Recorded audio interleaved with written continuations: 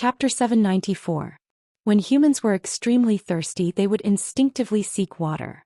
When humans were extremely cold, they would automatically seek warmth. This was a biological instinct that had nothing to do with love or emotions. Sylvanas was actually in a situation where her life force was forcefully sucked away, her will damaged, and her soul temporarily weakened. Only those who experienced it firsthand would understand how terrifying Death Coil was when a fallen Breaking Dawn mage threw it at them. Against a class that relied on high agility to dodge attacks, a single hit from a Breaking Dawn mage would definitely freeze her blood, stop her heartbeat, and take her life. This was the result of Anastrian deliberately holding back in order to force Sylvanas to surrender. The darkness faded from Sylvanas' eyes, the coldness on her body quickly decreasing, but the color did not recover. Even though there was no need for red, blue, or yellow, even in a world completely composed of lines and outlines, she could still recognize the person who saved her life and soul. Duque. For the past 10 years, every time she dreamt about her sisters at night, the hateful man would always accompany her. Even though she did not want to admit it, she had to admit that he was the most heroic man. The man who could not even find a replacement, much less surpass him. Once upon a time, she sincerely wished for her sisters to choose a true hero as her partner. On the other hand, she was indignant and longed to find a partner who surpassed Duque. It was just that she had never thought that she would be like a young girl in love, offering her kiss as if she was asking for a kiss. Moreover, it was the most precious first kiss. She could not describe the complicated and contradictory feelings in her heart. She was grateful to Duque for pulling her out of the shackles of death and despair, but she also blamed Duque for only coming now. She was also a little conflicted about her own failure. Countless thoughts intertwined, and the end result was that her mind was blank. She stuck out her tongue as if she was thirsting for water. The result was a classic French kiss. Sylvanas was about to go crazy. She did not know why she would do this. How was she any different from the noble girl who shamelessly fawned on Duque in the Palace of Rotterdam, hoping to become the Grand Duchess? However, Duque's posture of carrying her was very skillful and incomparably smooth. Sylvanas knew very well that Duque was used to carrying his eldest sister and third sister. Although their physiques were slightly different, the three sisters' body proportions were extremely similar. It was as if the fourth had intruded into the love domain of his eldest sister and third sister, and then the bastard Duque had subconsciously treated her as his sister and accepted her. What kind of bad debt was this? Furthermore, this was in front of tens of thousands of elven subordinates who respected and admired her. Even though Sylvanas had already discovered the traces of illusion around Duque, and guessed that Duque had used some kind of illusion to cover up this subtle and chaotic situation, but the inexplicable sense of shame made every inch of her exposed skin turn bright red, as if it was burning. Finally, Sylvanas, who had recovered her strength, pushed Duque away and cursed fiercely in the language of the wind. "Damn it! I was out of my mind just now. I forgot about this. I order you to forget about this immediately. If I can do it." Duque was a little helpless. He did not know what this was, but it seemed that he had another bad debt. In all honesty, he had never thought of hitting on Queen Sylvanas. Duque shrugged. "Should we deal with the Sun King first?" Sylvanas knew that Duque was forcibly changing the topic, but she had to suppress her anger and nodded. There must be a reason why Duque appeared at this time. And Duque was the only hope to save hundreds of thousands of her people. Duque's illusion could only fool ordinary elves. Sun King and Kai-Zi were shocked when they saw their passionate kiss. Who would have thought that Lilith would suddenly jump out and then Duque? Duque seemed to have an affair with the two daughters of the Windrunner family? No, for an ambitious person perhaps this was something that could be used. But Anastrian was more concerned about why the extremely noble Duque would appear here alone. After the leader of the alliance, King Tarinas, was killed, although the alliance did not exist in name, among the remaining members, there was no longer a situation where one party was the strongest. In this situation, as the supreme commander, Duque became the person with the highest status. It was not an exaggeration to say that if Duque died, the alliance would immediately collapse. Sun King narrowed his eyes, looking enraged. With a wave of his hand, a huge black wave of fire over 30 meters tall pressed towards Duque's head. "Duke Marcus, you have no right to appear in my territory." A breaking dawn bullying a radiant moon was a classic example of the strong bullying the weak. Logically speaking, there was no way that Duque would be spared. The elven mages could almost foresee the scene of Duke carrying their great hero Cervantes, in a sorry state as he retreated. They did not expect this at all. Oh, is that so? Duque smiled lightly and snapped his fingers. A 40-meter-long battleship blade made of pure golden flames appeared out of thin air. Looked like it could even split a battleship in two with one slash. With just one slash, he had broken through Anastrian's waves of fire in the truest sense of the word. This was a double suppression in terms of quality and attributes. The Sun King, who had clearly lost his vision due to the loss of blood and had just become an undying not long ago, widened his eyes in shock and let out a strange, distorted cry. It was not just the Sun King. Every elf who witnessed this miraculous scene cried out in surprise. Normally speaking, this was indeed impossible. Low-level mysteries would undoubtedly be crushed by higher-level powers. It was just like how an egg could not beat a stone and a stone could not beat a diamond.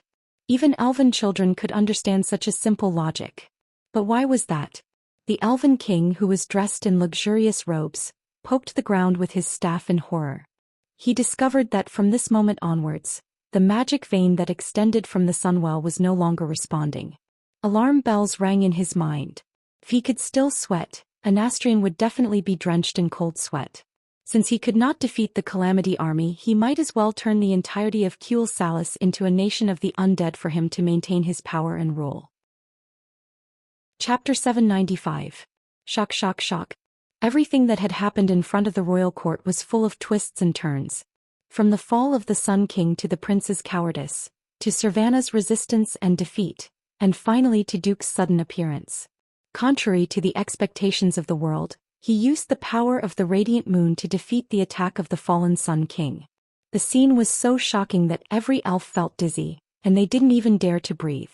Everyone wanted to say, "Impossible." After all, up until this moment, Duque still had the aura of a radiant moon. Perhaps he was truly at the peak of the radiant moon realm. But since ancient times, many amazingly talented powerhouses had fallen in the face of the merciless passage of time. It seemed like they were just a step away from breaking dawn, but it was actually an extremely high and dangerous threshold. Only Anastrian vaguely realized what Duque had done. You stole the veins of the earth. His voice trembled as he revealed the truth of the matter. What? Duque could actually use the power of the Sunwell? How was that possible? The method of using the Sunwell had always been a secret of the Sunstrider royal family. Even the counselors of the Silver Moon Council only knew a little about it. How could an outsider like Duque, who wasn't even a high elf, use the power of the Sunwell? After all, there was no possibility of the secret being leaked. The Windrunner sisters that Duque had picked up were only rangers, not high-ranked wizards. What Duque had taken back then was merely a manual for learning the magic circuit of Phoenix Flames. No one would have thought that a freak like Duque could actually use the system elf and his understanding of Phoenix Flames to reverse engineer the control code of the Sunwell's veins of the earth. Anastrian was going crazy. Duque puffed out his chest, his expression full of confidence. Steal? Why do I remember that it was your father, Dasrima, who stole a bottle of eternal water confiscated from Illidan to create the Sunwell? Besides, if your father's soul is still watching Cule Salis, he'll definitely be shocked by your depravity and your terrifying idea of trying to defile the well of the sun. Anastrian's lungs were about to explode. The Sunwell belongs to Queldori. I'm just borrowing it to destroy a villain like you who has desecrated the sacred life. Duque's words obviously appeased the high elves who were a little uneasy. This also made the rangers who loved the forest and life to have a good impression of Duque. Sometimes, Duque wished he was a devil so that everything he did would be simpler and more violent. Unfortunately, the Alliance's general direction of inclusiveness could not be destroyed. Just like before the fall of the Sun King, he had no right to intervene in the Elf Kingdom. The Alliance was just the Alliance, not the Federation. The Federation was a unified country with only one boss. The Alliance was just a large group of equal kingdoms and forces, a union formed to fight against evil and destruction.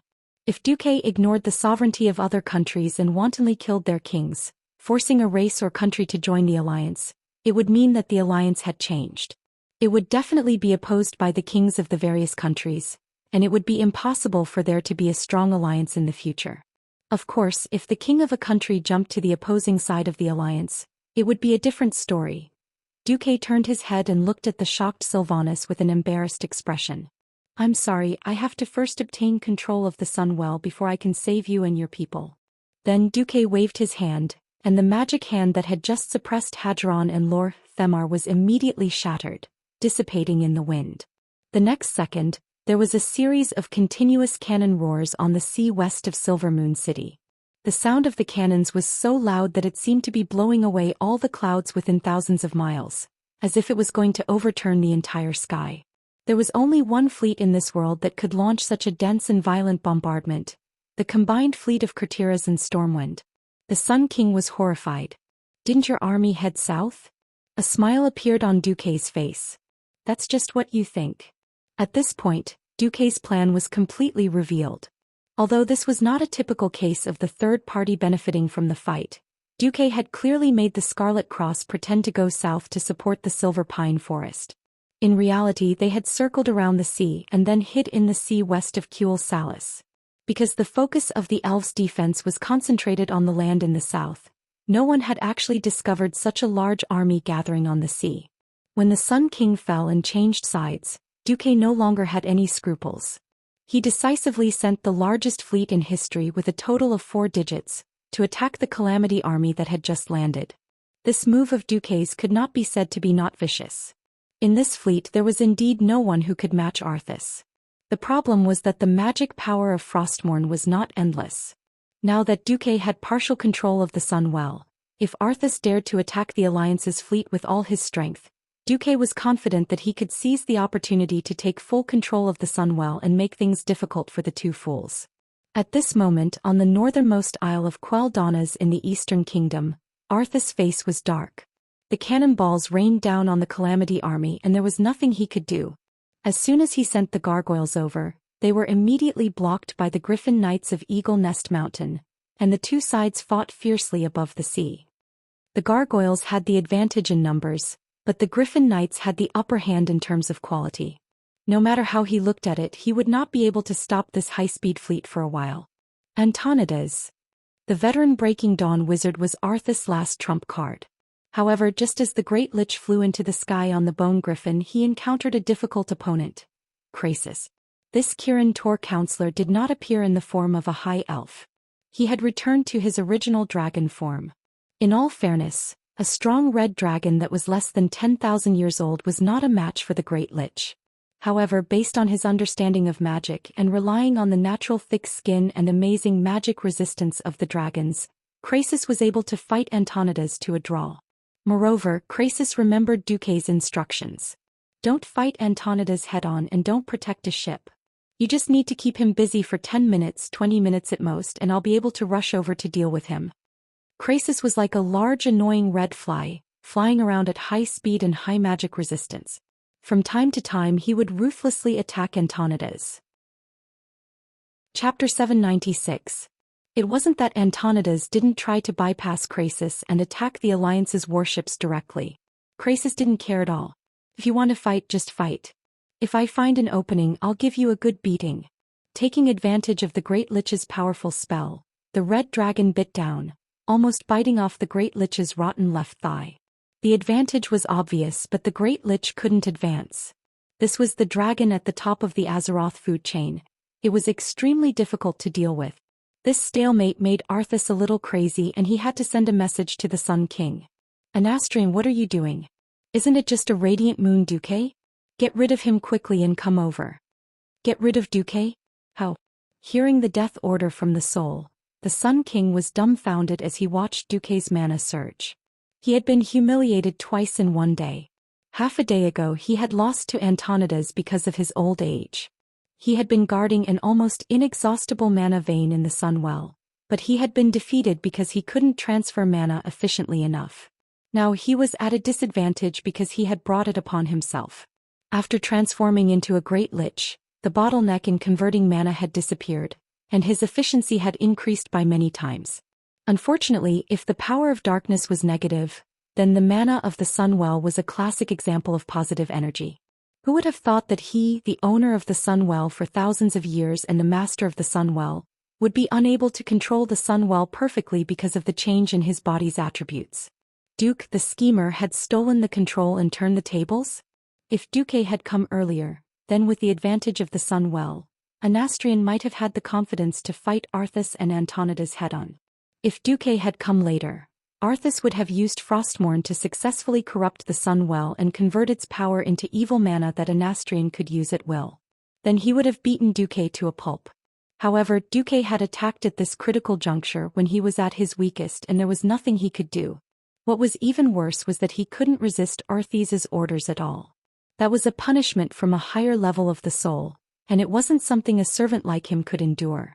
He almost fell to his knees on the spot. He struggled as if to make his posture less unsightly, but this action increased his agony. Anastrian let out a scream from the depths of his soul, and through his withered vocal cords he let out a furious roar. The roar did not only emit his agony, but also the stench of dark energy. The black aura was visible to the naked eye, like water ripples spreading out from his mouth in waves. The Sun King raised his staff with one hand and made a summoning gesture with the other, pulling the entire palace out of the embrace of death and tranquility. A neutral arcane light suddenly burst out of the palace. The few fallen counselors behind him also understood what was going on. They activated Flash and left the palace gate. They were located in the towers at the corners of the palace. Of course, the Sun King's trump card was not just the Sunwell's Dermic Power Earth Vein. On the surface, the entire sun-chasing royal court was a palace, but in fact, it was only his mage tower. He couldn't resist Arthas's orders, so he could only take a gamble. He was betting that Duque didn't have complete control over the Dermic Power Vein that extended from the sun well. As long as Duque's power was weak or flawed, he was 100% sure that he could blast Duque, the detestable troublemaker, into smithereens. Duque gently waved his hand and a few ranger generals led by Servanas including Lilith had a few more magic shields on them and they slowly floated backward. This was Duque protecting them. Pursing his lips, Servanas still had some embarrassment on his face and finally said, "Be careful." Thousands of words were all in the word careful. Duque turned back and smiled. "I will." It was just the simplest response and a gentle smile, but Servanas felt as if his heart was touched by something. Bastard. That's the Sun King. He'd been the king of the entire continent for thousands of years, and his strength was only second to the World Guardian. Are you that confident? Are you that confident that you can control the violent Dermic Power Vein of the sun well? Bastard, aren't you afraid of biting your tongue with such big words? In Servanas' heart, the resentment and anger from a moment ago completely turned into worry at this moment. Even she herself didn't realize that her gaze actually couldn't leave Duke's back anymore. Watching the blue and gold-edged lion head image flutter in the wind behind Duque, Servanas' eyes unknowingly became misty. Duque had no time to care about others. Facing a true Breaking Dawn mage was definitely the greatest challenge Duque had faced since he'd transmigrated. Even though he'd stolen the Dermic Power Vein of the sun well, and even though he had the help of the system, he didn't dare to let his guard down. Every veteran powerhouse had countless trump cards, and if they weren't careful they would all be defeated. Resurrection wasn't omnipotent, especially when Duque was facing a Breaking Dawn powerhouse who'd turned from a mage to an evil warlock. Warlocks at the master level and above were all experts at playing with souls. At the thought of this, Duque couldn't help but feel his scalp go numb. Now Duque had no choice but to experience how terrifying Pharaoh, who'd mastered both mage and warlock magic, was. Duque stretched out his hands in front of his chest, palms facing downwards. He wasn't just controlling it, he was also using his spirit to feel the pulse of magic coming from the sun well.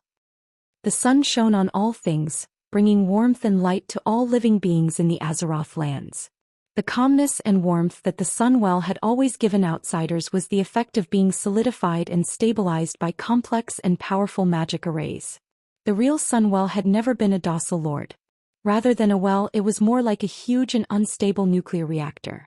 It surged like the sun. Irregular energy shocks were occurring at every moment. Some were like raging waves crashing against the shore, giving people an impact and shock that was still within one's imagination. There were also a few shock waves that were earth-shattering and earth-shattering. Without extraordinary power, just touching this power would cause a backlash, let alone controlling it. Not to mention controlling it, just touching it would cause one to be devoured until not even dregs were left. However, in Duque's hands, the power of the Sun Well was suddenly divided into 12 types according to its attributes. Just as the Sun Chaser Court shone brightly, Duque was slowly lifted into the air by the golden, seemingly substantial magic power. Under Duque's feet, there were 12 gigantic magic stairs that extended to the front of the court like stairs. Duque, who was emitting golden light and looked like a god descending to the world, spoke slowly.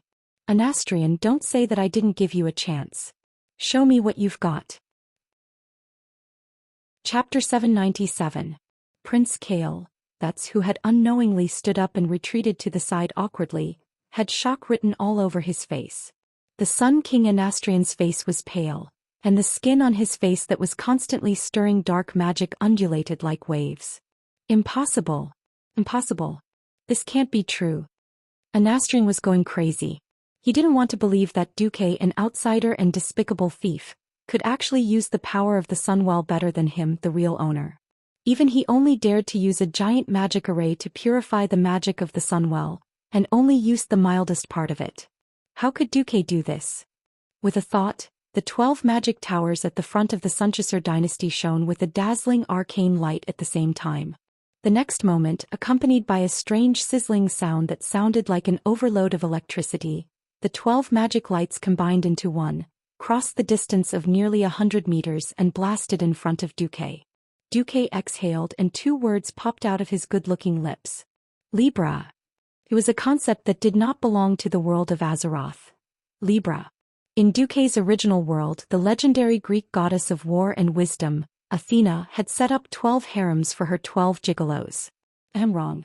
It should be said that this was purely a trick that Duque, who had been deeply poisoned by a certain anime, had set up according to the legendary zodiac signs. The use of all elemental magic at or below breaking dawn was nothing more than 3 steps. The first was to summon the maximum amount of magic that one could control. The second was to shape and control the magic. And the third was to release the magic in a safe and correct way. Shaping magic did not only have to consider the mage's control, but also the mage's own imagination. Instead of using those magic models that he was not familiar with, but were theoretically the most optimized, it was better to use some more suitable magic forms that Duque was most familiar with. Therefore, what the high elf saw from afar was a glittering Einherjar with a blurry face, but wearing a strange armor, carrying a huge golden round shield blocking in front of Duque. Is it a Einherjar? Or was it some kind of intelligent elemental creature? No one could figure it out, but it was obvious that the attack from the Sun King and the entire royal court's mage tower was easily blocked. The elemental shockwaves scattered in all directions easily crushed the solid white jade stairs into pieces. This kind of expensive and special stone material, which might not even have a crack after being smashed by a big iron hammer dozens of times, was easily crushed into powder under such a violent elemental impact. No. What is this? Summoning? Or is it something else? Anastrian was at a loss for words. No, in fact he was thinking too much. This was purely a person's way of showing off. Fallen, Duque told the Sun King, true power can never be obtained through twisted sacrifice. And when you do that, you will only go further and further down the path of self-destruction. I don't need you pointing at me. Sun King let out an even louder roar. He put his palms together, and the magnificent staff floating 1 meter above his head began to spin clockwise at a high speed. The mage towers erected throughout the palace also began to surge with intense elemental undulations. Clearly this was another big move. Duque did not have the luxury to let the opponent use his big move. Although he had mastered the magical ley line that extended from the Well of the Sun, the so-called infinite magical power was just an illusion. After all, he only controlled the branch and not the Sun Well itself. Moreover, Arthas was rushing to the Sun Well in an attempt to use it to revive Cal Thizad. Alright, if others used the Sun Well they would at most draw some magical power or something. Arthas was much more disgusting than the famous dog Arathika. Calling him an ex-stirrer was already a compliment. The Sun Well that had been used by the idiot in history was directly contaminated by strong evil power, causing the entire territory of Kuel Salis to be filled with rot and plague. How was this an ex-stirrer? This was clearly using a bomb to blow up a septic tank. If he did not want to see Aurelia and Sasha's heartbroken expressions when they returned, Duke's only choice was to end the battle quickly. Ha! Duke shouted softly, and a huge circle of golden ripples spread out in the air. The 12 golden stairs beneath Duke's feet instantly transformed into 12 illusory golden giants that were 5 people tall. The 12 golden kidney warriors wielded different weapons, each possessing elemental energy of different attributes.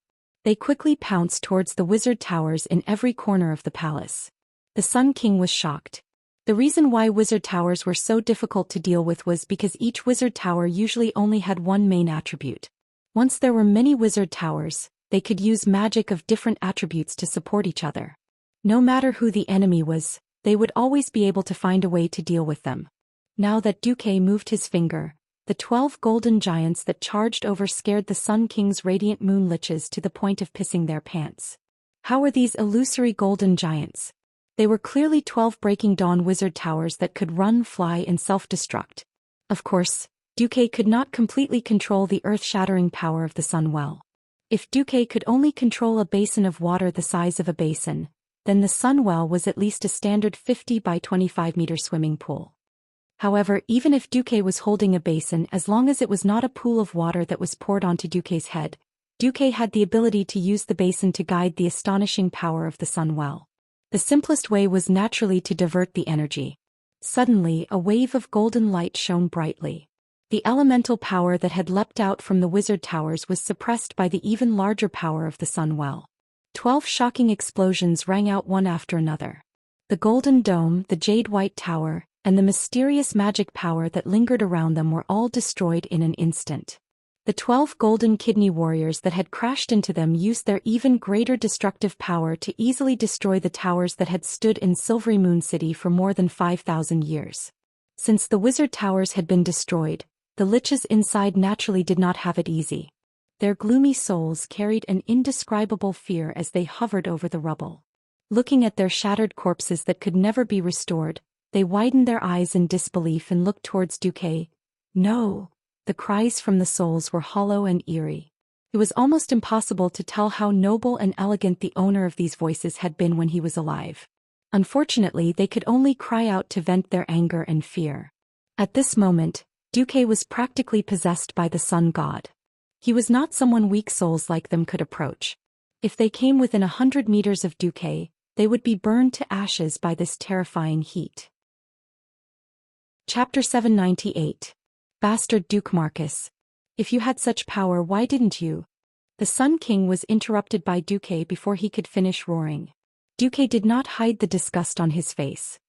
Do you want to ask why I didn't inform you when I discovered the Calamity Army's movements?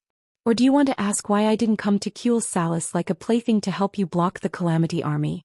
Wake up, the glorious era of the High Elves is long over. The Sun King was speechless. The so-called politicians, even if their hearts were filled with filth, would always be like a spring breeze on their faces that were full of acting skills. Now that Duke did not care about politics at all, he did not care about the rules in the field of politics. Instead, he felt that he was at a loss for what to do. Most of the High Elves in the distance could not hear their conversation. Of course, this did not include the strongest ranger generals. The clever Lord Themar had obviously thought about why the human allied forces had appeared at such a precise time. However, how could they blame Duke? How could they vent their anger on the alliance? From the secret notification and warning to the official visit of Duke Bolvar, the alliance had not only extended an olive branch, but also sent an olive tree over. But what did the Sun King and the Silver Moon Council do? Other than playing some dirty little schemes to trick Servana's back, it could be said that he had done nothing at all. The High Elves, especially the Rangers, were grieved by the filth and corruption of those in power. This was not just a year or two. It had been like this since the Troll War 2,800 years ago. It was just that the peaceful years had covered up this filth. Now, when the chaotic times came, the seemingly powerful Kuel Salus showed its corruption and weakness time and time again. The blindly superstitious large area defense spell formation was broken without any use. The first time it was modified by Ghoul Dan into the Storm Altar and produced twin-headed ogres to fight the High Elves. The second time was even worse. Even the magic of the Well of the Sun in the veins had been used, and the violent energy flow had destroyed more than half of Silvermoon City. If it weren't for Duque and the Alliance's fleet, not only would Kuel Salus have been completely destroyed, but even less than 10% of the millions of elves would have survived. Lurk, Themar and Hadron looked at each other. They saw the same thing in each other's eyes, anger towards the Sunstrider royal family and the Silvermoon Council, as well as an unparalleled desire for reform. It was impossible for Duque to notice their little thoughts, nor did he have the time to care about such a small matter. He focused all his attention on the Sun King because the Great Lich was ready to fight with all his might. The soul punishment from Arthas was getting sharper and sharper. The once mighty Sun King bent his back in pain and let out a heart-wrenching scream. He was painfully and indignantly aware of what it meant to be unable to please either side. Facing Arthas, he had no power to resist. From the moment he volunteered to become a Great Lich, he was destined to be a tool of the fallen prince. Just like those rotten zombies and pale rotten ghouls, they were just tools. The crown that still rested on his head was only a final fig leaf. Facing Duque, he also felt a sense of helplessness. Being able to control 2 of the 12 different powers of the Well of the Sun at the same time was beyond imagination. Yet Duque could still maintain his leisurely manner. Perhaps outside he could casually beat up Duque 10,000 times. But at this moment and place, Duque was almost invincible. Damn it, how can a short-lived human like you understand the benefits of eternity? You won't understand. You short-lived ghost. The Sun King was already a little out of control. Sensitively aware of the flaw that the Sun King had inadvertently revealed, Duque decided to take the opportunity to expand this flaw. With a faint smile on his face, he replied slowly, "Idiot. Even the eternal life blessing that the World Tree brought to the Night Elves was bestowed by the Red Dragon Queen, Alexstrasza. As the great hero who saved Alexstrasza, do you think I don't have eternal life?" Duque spoke in the whisper of wind. Other than the designated target, the 2 windrunners could also hear the whisper of wind. Lilith didn't feel anything. But after Sylvanas heard it, she blushed at the thought of that possibility. Of course, a Nastrian wouldn't notice the reaction of a mere female ranger. He was completely shocked by Duque's reply. It was as if a bolt of lightning had descended from the 9 heavens and suddenly struck his forehead. Elidasonolii. This was the most vicious elven curse that good children didn't need to understand. It contained the deepest resentment of the Sun King, which was 10 million times deeper than having sex with a dog. Because of the pursuit of eternity, he made a difficult decision: to give up life. He gave up the beauty, nobility, and holiness that the High Elves were most proud of, and willingly became a dirty and ugly Great Lich. What was it for? In the end, wasn't it for eternal power and power? Now he didn't hesitate to fall, and he even tricked his assistant, his own son, and even his own guards and subjects. You Duque, a mere human, actually came out and said that I don't need to become a lich to be a scourge for 1,000 years or even 10,000 years. Although Duque wasn't too handsome, it was still infuriating to compare. An eternally youthful young man, who looked like he was 18 years old, was 100 million times better than a lich with a rotten face. What? How could a Nastrian stand it? However, just when a Nastrian was so angry that his soul was about to melt, the shameless Duque naturally wouldn't let go of this opportunity. He decisively made his move. Countless golden, basin-sized, mysterious magic runes appeared on the ground in every corner of the palace. These runes seemed to be just printed at first, but in just 3 seconds they turned into dazzling runes. Not only did these runes have a huge mysterious power that could be sensed without experience, but they were also connected with each other by shining threads of light, forming a huge magic array that ran through the entire sun-chasing royal court. The long dry beard that remained on the Sun King's chin was blown away by the blazing magic wind. Before he could scold, Duque's magic array had already been activated. It was a huge golden pillar of light with a diameter of several kilometers, reaching straight into the sky. The shining pillar that connected this world and released a radiance comparable to the sun could be clearly seen from 100 kilometers away. Duque blew up the palace. Chapter 799. This big move was not the traditional mushroom cloud bomb. The entire palace was like a small model directly burned by a giant welding torch with flames. In an instant it burned to ashes. Every single elf who witnessed this scene was stunned. In the end they all understood. Their king had fallen, and the Sunchaser King's court, which was both the palace and the king's exclusive mage tower, was a hurdle that they could not avoid in resisting the invasion of evil. They had no reason to blame Duque. It was just that when Duque used the power of the Sunwell to destroy the palace that had stood in the northwest of Silvery Moon City for thousands of years and had a history as long as Silvery Moon City, they still felt a sense of emptiness and loss in their hearts. This was a collapse of faith. This was the severance of a legacy. Duque's attack, whether intentional or unintentional, directly broke their last hope for the Xianxia royal family. Yes, the shameless Duque did it on purpose. He did not know if Kale, that's in this life, would fall as he did in the original history. Since Kai, that's chose to kneel to his father who had become a skeleton, and not be a good loyal minister of the alliance, he jumped to the side of the rebels and licked the dead Nizul, becoming the subordinate of the Burning Legion's subordinate. Kai, that's had to take full responsibility for his actions. Duque did not care who would be the leader of the High Elves, but it definitely could not be the Xianxia King's family or the Silvery Moon Council. In the face of right and wrong, there was no room for even the slightest bit of sand. Duque's attack was absolutely fierce. He had intended to deal with Anastrian and the entire Xianxia King's court in one go. Unfortunately, a veteran Breaking Dawn powerhouse was not so easy to kill. Antonidas would not have knelt so easily if he had not been attacked by a large number of dreadlords. If Anastrian had enough will to resist with the defense of the Sunwell and the Xianxia King's court, he could have held on for a long time even if he could not win. Of course, if the Sun King did not join the alliance, Duque would rather let the hundreds of thousands of troops sit in the cabin until their butts were sore than let the army come to the rescue. Under such a devastating attack, the Sun King still had the ability to activate a teleportation formation hidden in the palace.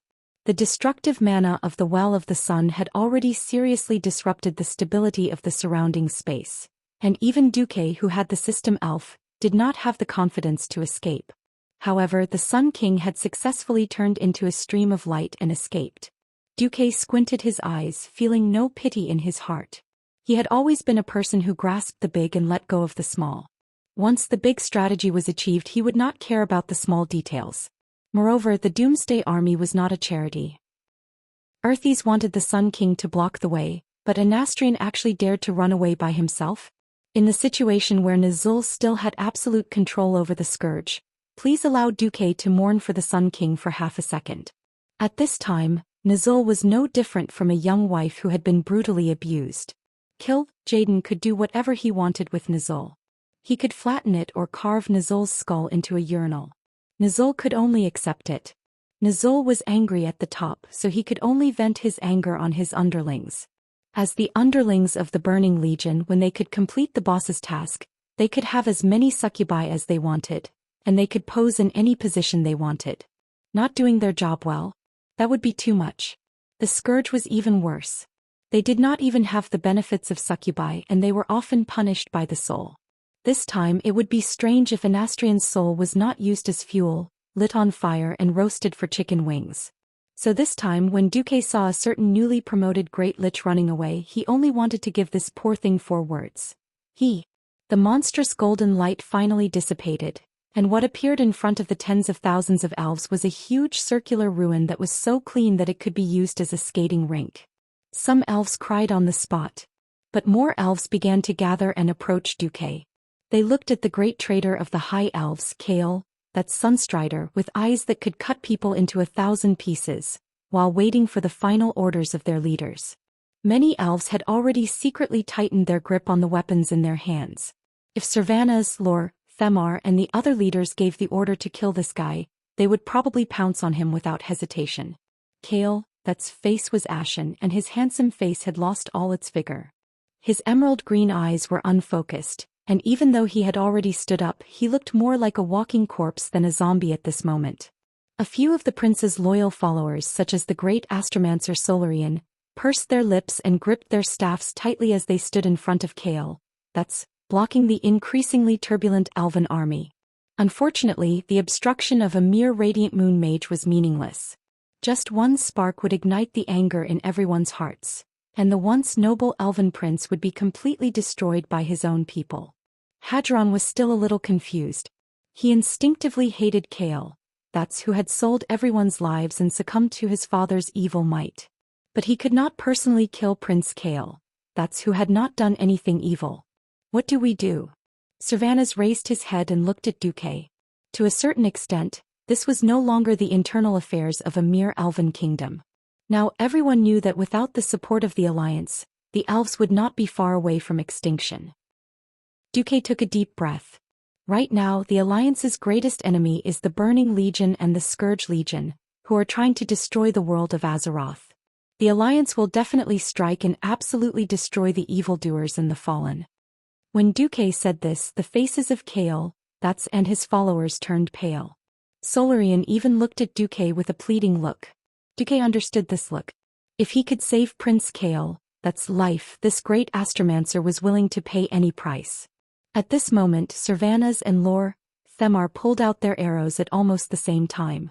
Hadron was half a beat slower and he was also ready to shoot.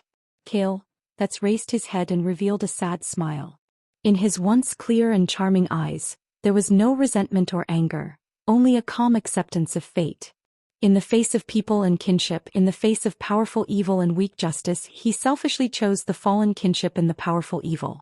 Unfortunately, the seemingly powerful evil was directly defeated by a more powerful strategy and strength. He chose this path himself. Now it was time for Kael, to pay the price. Yes. Even if Duque, who had a good relationship with him, wanted to sentence him to death, he had no regrets. Originally, Kael, and his followers were in despair. Who would have thought that the situation would take a turn? The second half of Duque's sentence was, however, Prince Kael, actions just now did not directly threaten the alliance. I don't think Kael, Sunstrider, is a despicable fallen. So, in the name of the Supreme Commander of the Alliance, I solemnly declare that the relationship between your kingdom and Kael, Sunstrider, is your kingdom's internal affairs, and the Alliance has no right to interfere. Chapter 800. The three Ranger generals looked at each other and quickly walked together to start an emergency discussion. Not only them, but they also quickly summoned the remaining dozen or so Ranger captains, mage captains and garrison captains. After a full 5 minutes of discussion, they reached an agreement. As the temporarily elected leader and representative, Sylvanas stood on a stone platform that only had half of it left. When her voice and image were transmitted by magic to every intact magic mirror in Kuel Salis, she spoke loudly. After the discussion of the National Salvation Committee, which was temporarily formed by me, Sylvanas Windrunner, Rothelma Theron, Hadron Mingy, and 18 other high-ranking individuals, I, in the name of the president of the Kuel Salis Salvation Society, declare that Kael, Sunstrider, who once joined the Scourge army, is a traitor. In view of the fact that Kael, Sunstrider, has not seriously harmed the interests of the High Elves, and based on Kael, contribution to the kingdom for more than 1,000 years, we have now decided to strip him of his prince status and sentence him to exile. From now on, Kael, Sunstrider, and his followers must leave the territory of Kuel Salis. At this moment the camera turned and Sylvanas asked Kael, Your Highness Kael, do you have any objections to the people's punishment of you? Punishment of exile. This was already a great mercy. Since ancient times, no matter which world or which kingdom, treason was a heinous crime that could easily lead to the death of an entire family. As long as they were ruthless, it would not be a big deal to kill Kael, directly. Firstly, Kael, was not sentenced to death, and secondly, he was very popular. The democratic tradition of the High Elves was in effect at this time. In addition, even the biggest master, the Alliance, had let Kael, go. The High Elves, who were about to follow the Alliance, could not be the clown. In the end, Kael, punishment was more like picking it up high and gently putting it down. Understanding this, even though Kael, was sad, he had no choice but to accept this fact. The former prince had lost the chance to be crowned king forever because of that kneel. The elves quickly took care of their internal affairs. Without needing Duque to urge them, the anxious elves had already spontaneously organized themselves. Sylvanas raised her arms and shouted, The evil undead are attacking our glory, the sun well. In order to prevent evil from staining our holiness, we must form a stronger assault team to defend the Isle of Quell Donnas. Lord Themar ordered in an orderly manner, divide the army according to the area. Arcane puppets will be at the front, infantry in the middle to protect the division, and rangers on the flanks. Reorganize the army immediately. Captains, report your combat power immediately. Hadgeron, who was in charge of scouting, said, "Bring all the ships that can sail here. I need 5 destroyers to scout the eastern side of the island.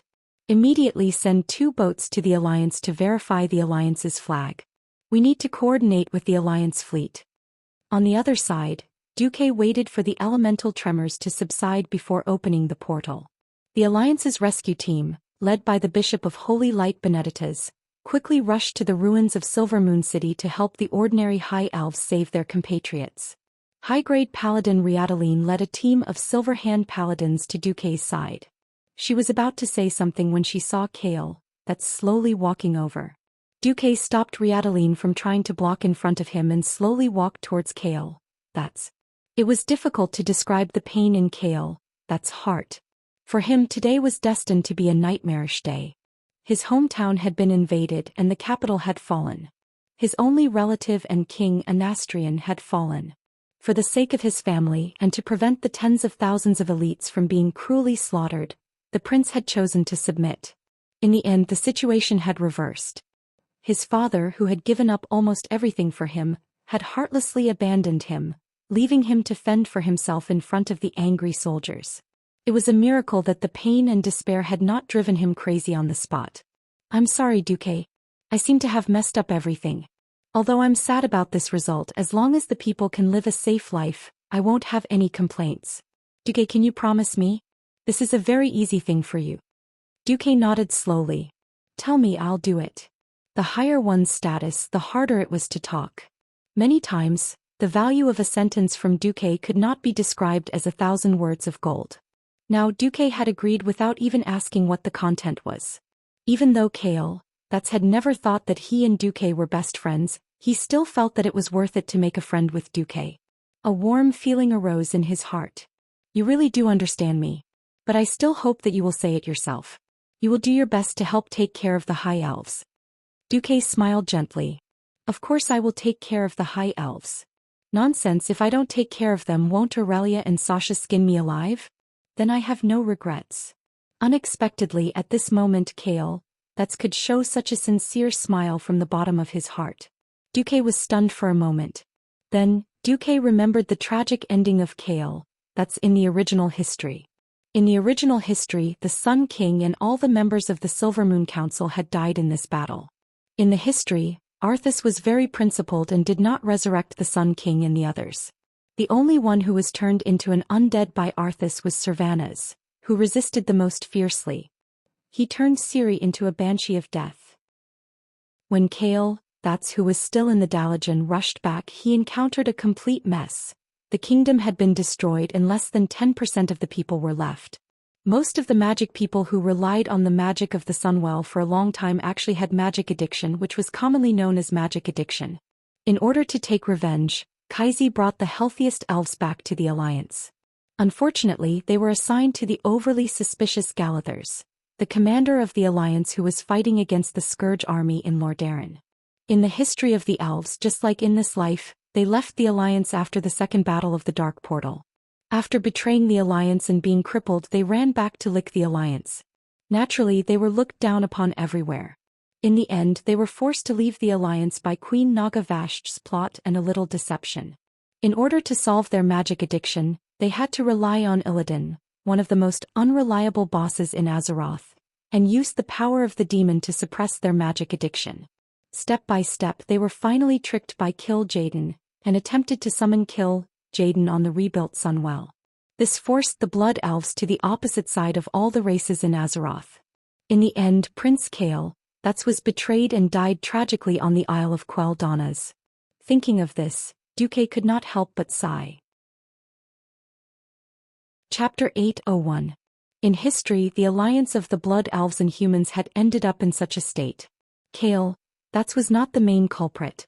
The poor prince was born in this era and unfortunately became a victim of history. The choices he made were all choices that ordinary people would make. Therefore, Duque expressed the deepest understanding and sympathy for Kale, who had reached the end of the road. It was just that in the face of ruthless fate, the Blood Elf Prince seemed particularly powerless. Coupled with his lack of courage and his legendary level E luck. Even if he wanted to kill the thief, he was powerless. As for Marshal Garithus, who had tricked Kale, that's into running away, he naturally had to bear the main responsibility for Kale, that's betrayal. This guy was narrow-minded, blindly subjective, and no matter what, he was not a competent leader. However, in the reality before Duque traveled to, leaders like this who were always suspicious of their subordinates could be seen everywhere. That was why there was such a golden saying, "Horses of 1,000 li are common, but Bo Lu is rare." In the hands of Garethus, a talent like Kale, that would either become a useless horse and die of depression, or he would become a wild horse and be forced to jump ship. Before traveling to another world, players often compared the two princes, Arthas and Kale. Duque was personally very unhappy. In Duque's eyes, Kaizi was much more adorable than the fool. Although Arthas' original intentions were good, he was too extreme and never listened to anyone's advice. He stubbornly regarded himself as the center of the world, and forcefully hoped that the entire process of the world would develop according to his personal wishes. His fall was due to the conspiracy of the Dreadlord and Cal Thazad. From another perspective, Arthas' extreme and self-centered personality was also due to the pampering and spoiling of Tarinas, who claimed to be the best in the world. So even though he fell later, what Arthas did was a bloody tragedy like killing his father and teacher. That was different.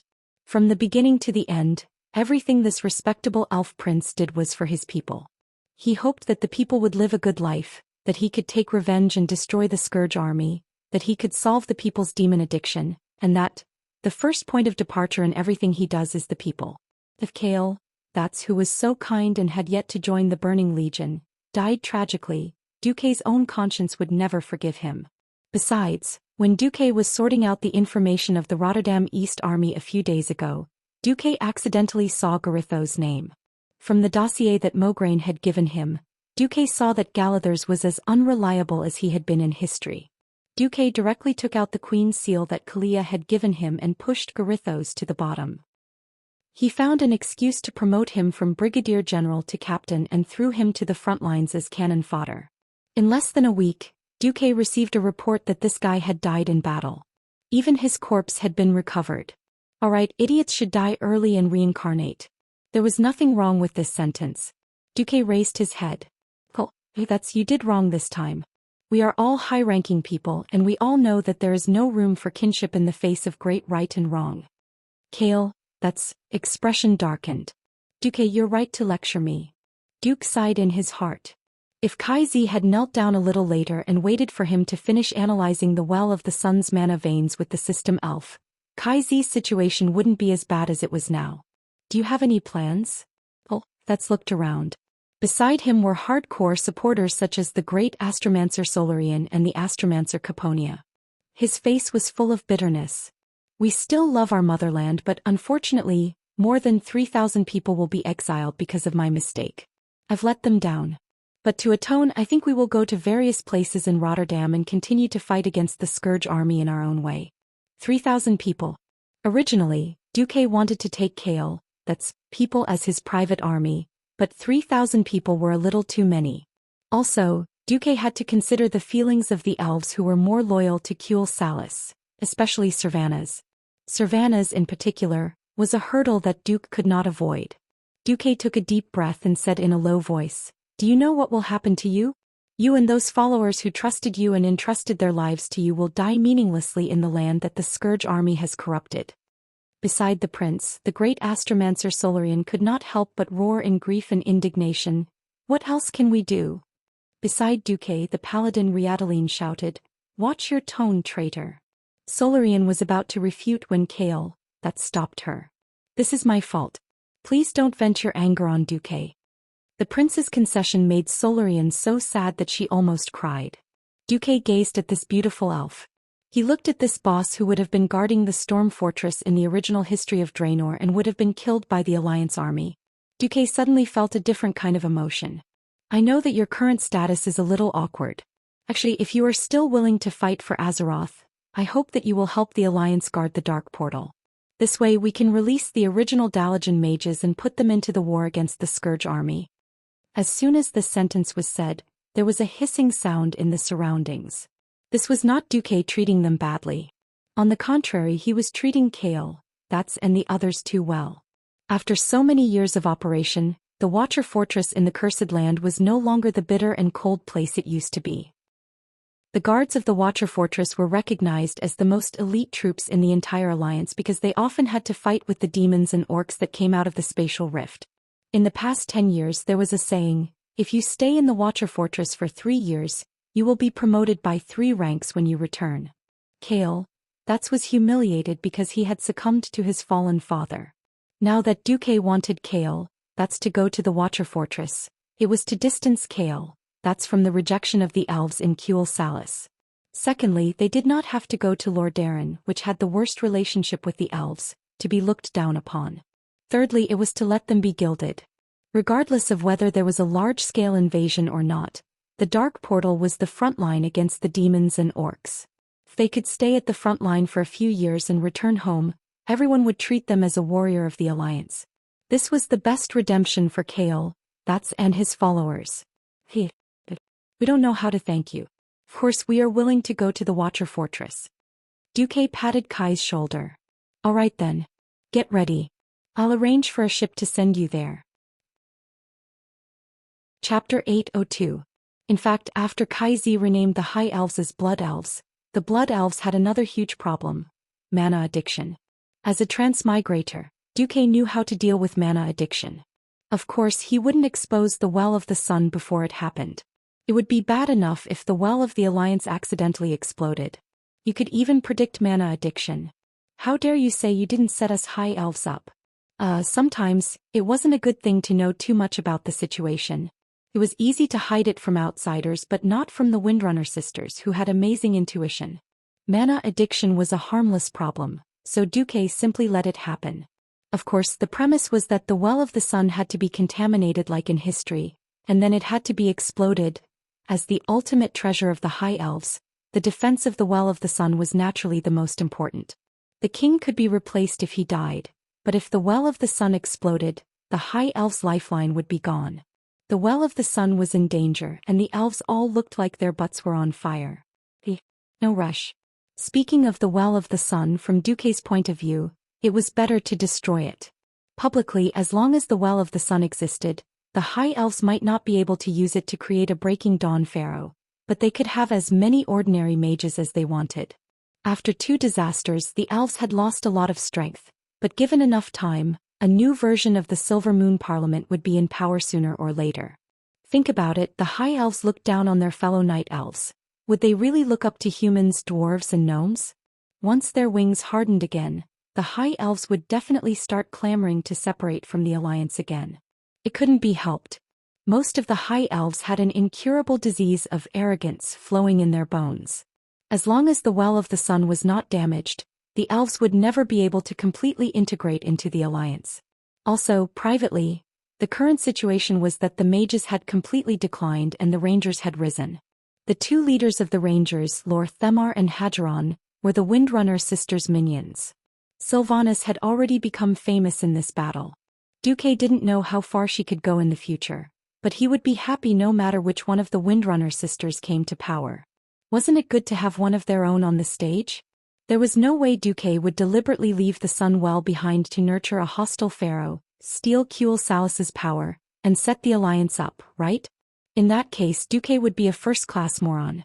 Seeing that Duque and Sylvanas had gathered the High Elves and were preparing to rush to the Well of the Sun, the silly Kale, that's felt warmth in his heart. Indeed, Duque was the eternal best friend of the High Elves. Duque didn't know what Kai-Zi was thinking. If he knew, his reputation as the best actor would fall apart today. Upon hearing that Duque wanted to send them away, Kale, gritted his teeth and made a slightly unreasonable request. Duque, before I leave, I hope to see that the Sun Well is fine. Movie Emperor Du's expression was solemn. I can't guarantee anything for the Sun Well. I didn't mean to stall for time. Actually, I did it on purpose. Why don't you bite me? You. Astromancer Caponia was indignant. Her intuition told her that Duque wasn't willing to do his best. Kai-Zi pulled her back. You'll never know how terrifying Arthas is if you haven't faced him face to face. Your Highness, didn't you and Sir Marcus defeat him once? Caponia asked softly. Kale, had personally experienced that battle. Both he and Duque had bitter expressions on their faces. The Calamity Army's foundation was too strong. In that battle, the Alliance had lost a total of 9 peerless experts. The tribe had lost a famous former great chief Orgrim, and the Alliance had lost a breaking dawn Antonides. In the end, Arthas had still escaped. It was a huge loss. Duque explained, defeating a peerless expert and destroying one are two completely different things. Moreover, there's information that Arthas became stronger after killing his master, Uther. Otherwise, why do you think His Majesty Anastrian surrendered so easily? The pupils of Kai's followers suddenly shrank. You mean, Antonides used the power of darkness to suppress the Sun King. The one who really forced the Sun King to surrender was the demigod Arthas. For a moment the surrounding air fell silent. No one said anything. Finally that's mouth twitched a few times. Gritting his teeth, he suddenly knelt down and said loudly, "Is there no way to stop Arthas' madness? Duque, I know you have the best way. If the Alliance can do its best to help Cuel Salus this time, my followers and I are willing to be servants of the Marcus family for the rest of our lives." This time not only was Duque shocked, even the elves who were running around gathering were so frightened that they stopped in their tracks. It was true that with that's identity, it was impossible for him to join other forces or serve under someone else in such a despicable way. Although most of the elves united and exiled that's because of his mistake. That was no longer a high and mighty prince on formal occasions. But all the elves still recognized that's as the prince of the high elves. Now that that suddenly made such a request, all the elves couldn't help but be in awe. No matter how serious that's mistake of choosing sides was, he was willing to sacrifice himself for the future of the elves. Such an act and such a noble sentiment immediately resonated with the majority of the elves. With the great astromancer Solarian, a famous boss in the future as the leader, all of that's followers knelt to Duque. This wasn't all of Kai's followers, but there were hundreds of them. It was a spectacular scene to see so many people kneeling in one go. One had to know that that's oath was very heavy. He didn't know that Duque was actually immortal. He was completely measuring the lifespan of a human by the lifespan of an elf. In his heart he was prepared to serve Duque and Duque's descendants for the rest of his life, until his own lifespan came to an end. This time it was Duque who was dumbfounded.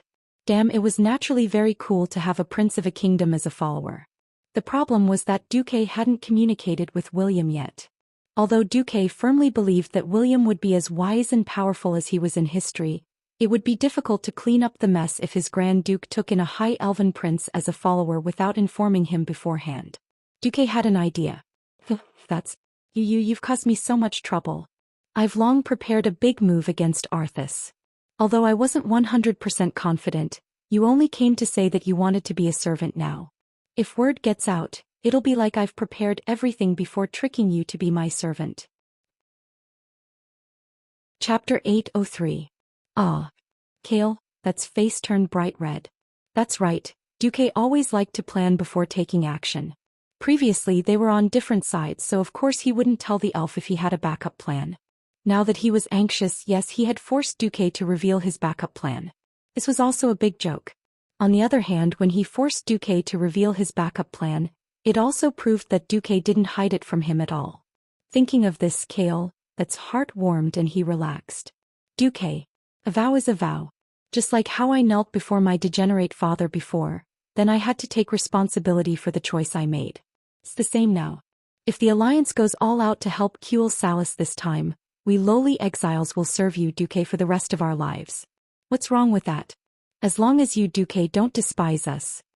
Behind that's a large group of followers shouted in unison, "Lord Marcus, please save Cuel Salus." At that moment, Duque finally understood why so many people complained about being tired, saying that it was hard to raise a bunch of underlings, but at the same time they eagerly became the boss. Damn. Feels so good to be the boss of a dignified prince. It feels so good to be the boss of a dignified kingdom's prince. Movie Emperor Du said seriously, "Just now, I received an official request from Cuel Salus to save the nation. The Alliance is now giving an official response, welcoming Cuel Salus to rejoin the Alliance. The Alliance's army will also enter the Isle of Quel'Danas to fight against the Scourge army." As for the big move I'm talking about, early on after the battle between the Dalajan and Arthas, I sent Sir Mograine to the Iron Furnace Castle. There His Majesty Magni Bronzebeard is building a light-type divine weapon comparable to Frostmourne for Mograine. That divine weapon should be completed by today. Kale, that's had seen the power of Frostmourne. Although it was not to the extent of being able to freeze 1,000 miles with just a slash of the sword, this runic demon sword with the greatest power to date was definitely a great enemy of every living being. Now that Duque had announced that a divine artifact comparable to Frostmourne was being born, Kale, that could not help but be filled with hope. When Orgrim was still around, the Hammer of Destruction was only a demigod item, and it could only attack and defend against Arthas. Using a divine artifact to deal with a divine artifact was the true way of kings. As long as they could slightly resist the power of Frostmourne, the entire situation would be completely different. Otherwise, every besieger would be afraid of being pulled over by Arthas at any time and killed like chickens and ducks. Who would dare to use a big move? Kill, that's took out a memory crystal. Duque, this is the secret of the Sunwell that I know. Although it's not much, I think it can help you. Duque took it and the system elf scanned it for him. He immediately knew what was going on. It should be said that it was different from those black and white bear-shaped national treasures that were only responsible for acting cute. The Sunwell was indeed the national treasure of the High Elves, and its defense system was also the best. In Duque's imagination, the Sunwell should have no resistance since even that bastard Anastrian had surrendered. Unfortunately, perhaps because of the change in Kale, that's fate, the latest data showed that the deviation had reached 28%. Azeroth, which was gradually drifting away from history, seemed to have played a joke on Duque. The highest defense system of the Sunwell was actually not in Anastrian's hands. What? The remnant soul of Dethrima? Dethrima Sunstrider was the founding king of the High Elves Kingdom. Even though he had been exiled by his people, he was still a super impressive person who could expand his territory and create a huge stir. Although the Sunstrider royal family was really getting worse with each generation, no one could deny that Dethrima as the first Sunstrider was still very impressive. However, Duque did not expect that Dethrima, who was supposed to have died of old age in history, did not return to heaven and earth, and instead became a special existence like a guardian spirit. Duque was dumbfounded. Duque was not the only one. Arthas, who was heading towards the Sunwell at this moment, was also stunned. If Arthas was still alive in the past, he would have already started cursing. The deeper depravity had obliterated his humanity, and Arthas had now lost more than half of his human emotions. He was more like an emotionless war machine. Unfortunately, there was still an emotion called annoyance accumulating in his spiritual world. Crack. There was a thunderous sound. In the beautiful garden of the High Elves' artistic style, a huge statue that was more than 10 meters tall suddenly came to life. The radiance of arcane energy instantly filled every pattern on the statue's body, and it was very beautiful. What had nothing to do with beauty was the powerful destructive power of this arcane puppet. His heavy punches and kicks measured in tons could easily put a horde of undyings to rest. This magic lightning that he threw out at the slightest provocation sent many elite demons flying. Arthas had no choice but to use a small number of bone dragons to attack the Sunwell Highland. Regardless of whether it was an arcane puppet or not, he tried to destroy every statue as much as possible. Even though Arthas advanced step by step, there were still endless traps along the way. For example, he once wanted to freeze the entire Sunwell Highland, but who knew that the opponent would directly connect a certain Sunwell Highland with magic power to Arthas' feet. That terrifying power was even more insane than a volcanic eruption, and it directly wiped out a group of Death Knights that belonged to Arthas. Under the persuasion of the demon sword, Arthas finally gave up on using the magic power collected by Frostmourne to directly fight against the power of the Sunwell. No matter who it is, it's obviously afraid. It doesn't have the strength to fight you at all. Be patient, Death Knight, Frostmourne whispered. In the sky above the Isle of Quell Donnas, Antonidas finally found a flaw in Crasis. Icy whirlpool. A gigantic frost tornado large enough to swallow 10 battleships suddenly appeared in the sky. The terrifying suction force comparable to that of a black hole was pulling Crasis' enormous body, trying to drag this magic-proficient giant dragon into the horrifying cold magic vortex and strangle him to death. Crassus flapped his wings frantically but was helplessly pulled back by the suction force. Antonidas let out a proud laugh. Crassus, give up resisting. For the sake of our years of working together, I'm happy to let you join the Calamity Army. Let me think, a Dracolic. This new identity is very suitable for you. I refuse, Crassus snarled with effort. Don't be in such a hurry to refuse. After you taste the soul torture of Frostmourne, I hope you can still refuse me so stubbornly. Suddenly, Crassus' dragon face revealed a smile. Hey, is it appropriate to put all your energy on me? Chapter 804. What exactly was integrity? This was an extremely mysterious question. A person without integrity was definitely a hooligan. A person full of integrity was probably a saint. But if a person with integrity was always randomly fluctuating, only God knew if he was a human or not. In Antonidas' eyes, Duque was a collection of super contradictions. He had seen Duque who was full of holiness and was even more saintly than a saint. He had also seen Duque who hid the fact that Deathwing was the Lord of Presto, and even tricked his own leader, Tyrrhenas, and the traitorous version of Duque who had kidnapped the princess. After all, he had known Duque for more than 10 years and he had known Crassus for more than 30 years. Now that Crassus had suddenly changed his style, and this experienced magic dragon changed his previous strategy, his rich combat experience saved the life of this old mage and new Grand Lich. Just as expected. Keenly aware of the inconspicuous but real magic fluctuations behind him, Antonidas immediately used blink to leave where he was. Sure enough, less than 1/10 of a second after he left, a shining golden hand made of magic suddenly appeared where he was just a moment ago.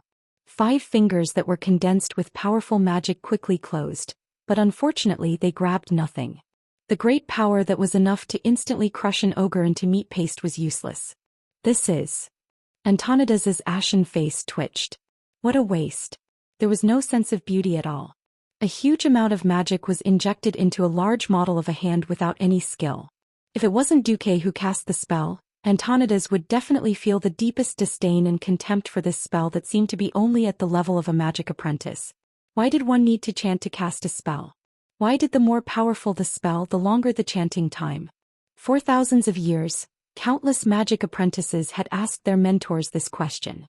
Third-rate mentors would tell their students that this was how the magic was developed by the predecessors of the path of magic, and that it was not allowed to change. Then when the students asked questions such as why they could use metamagic abilities to shorten the casting time, they would become speechless. On the other hand, the first-rate academy mages would carefully analyze the components of this spell with their disciples. Opening a tunnel in the elements realm with magic and attracting the elemental power was indeed the core of the spell. But that was not the most important part. The most important part was the additional incantations that shaped the elements, stabilized their characteristics and indicated their targets. These incantations actually limited the range and function of the magic, making the magic more controllable and safer. However, what Duque was doing now had almost overturned most of the magic knowledge and theories. First, it was a flaming hand, then 10, then 100. In the beginning it was still barely taking shape, but in the end it was simply throwing fire elements at Antonidas. It was as if I was the one who had opened the dam. I didn't care how the downstream would be flooded. In the sky, a large stretch of beach near the southeast had turned into a sea of fire. The seawater evaporated, and the high temperature of the steam, which was hot enough to burn and choke mortals to death, filled the entire sky. However, it condensed in an entire area and did not dissipate. With Antonidas as the center, the beach with a radius of more than 5 kilometers was surrounded by a small volcano. The small volcanoes spewed golden flames into the sky. Antonidas was about to go mad from the indignation. As a veteran breaking dawn, even though many of his magic circuits had been stripped away by Duque, he still used his rich knowledge and the mana stored in the Dalajan Mage Tower to quickly replenish his lost magic circuits. He could announce without exaggeration that he would not be afraid of any Breaking Dawn mage he met. But now he felt a tremble from the depths of his soul. For a moment he almost thought that he was fighting against a Nastrian at his peak and not a mere radiant moon Duque. Impossible! He subconsciously shouted, but immediately slapped his own mouth. But if it's Duque... The various miracles of Duque in the past surfaced in his mind. He still remembered that in the broken ridge of the Alterac Mountains, Duke had borrowed his magic power to create an ice tornado that cut down hundreds and thousands of young red dragons. He could still remember that when he faced the dark portal that even he was afraid of, it was also Duke who used his extraordinary control over his power to close the portal that connected the two worlds. He still remembered that when the Dalajan had fallen, the mage towers had suddenly gone out of control, causing the Calamity Army's encirclement to turn into a battle of attrition. Now that he thought about it, Duke was not that good in a one-on-one fight, but once he was given power, his battle strength would skyrocket. He could practically fly. At this moment, Antonidas wished that there was medicine for regret in this world. He would definitely buy one even if he had to spend all his fortune. It was a good thing that he and Arthes had forced Anastrian to surrender.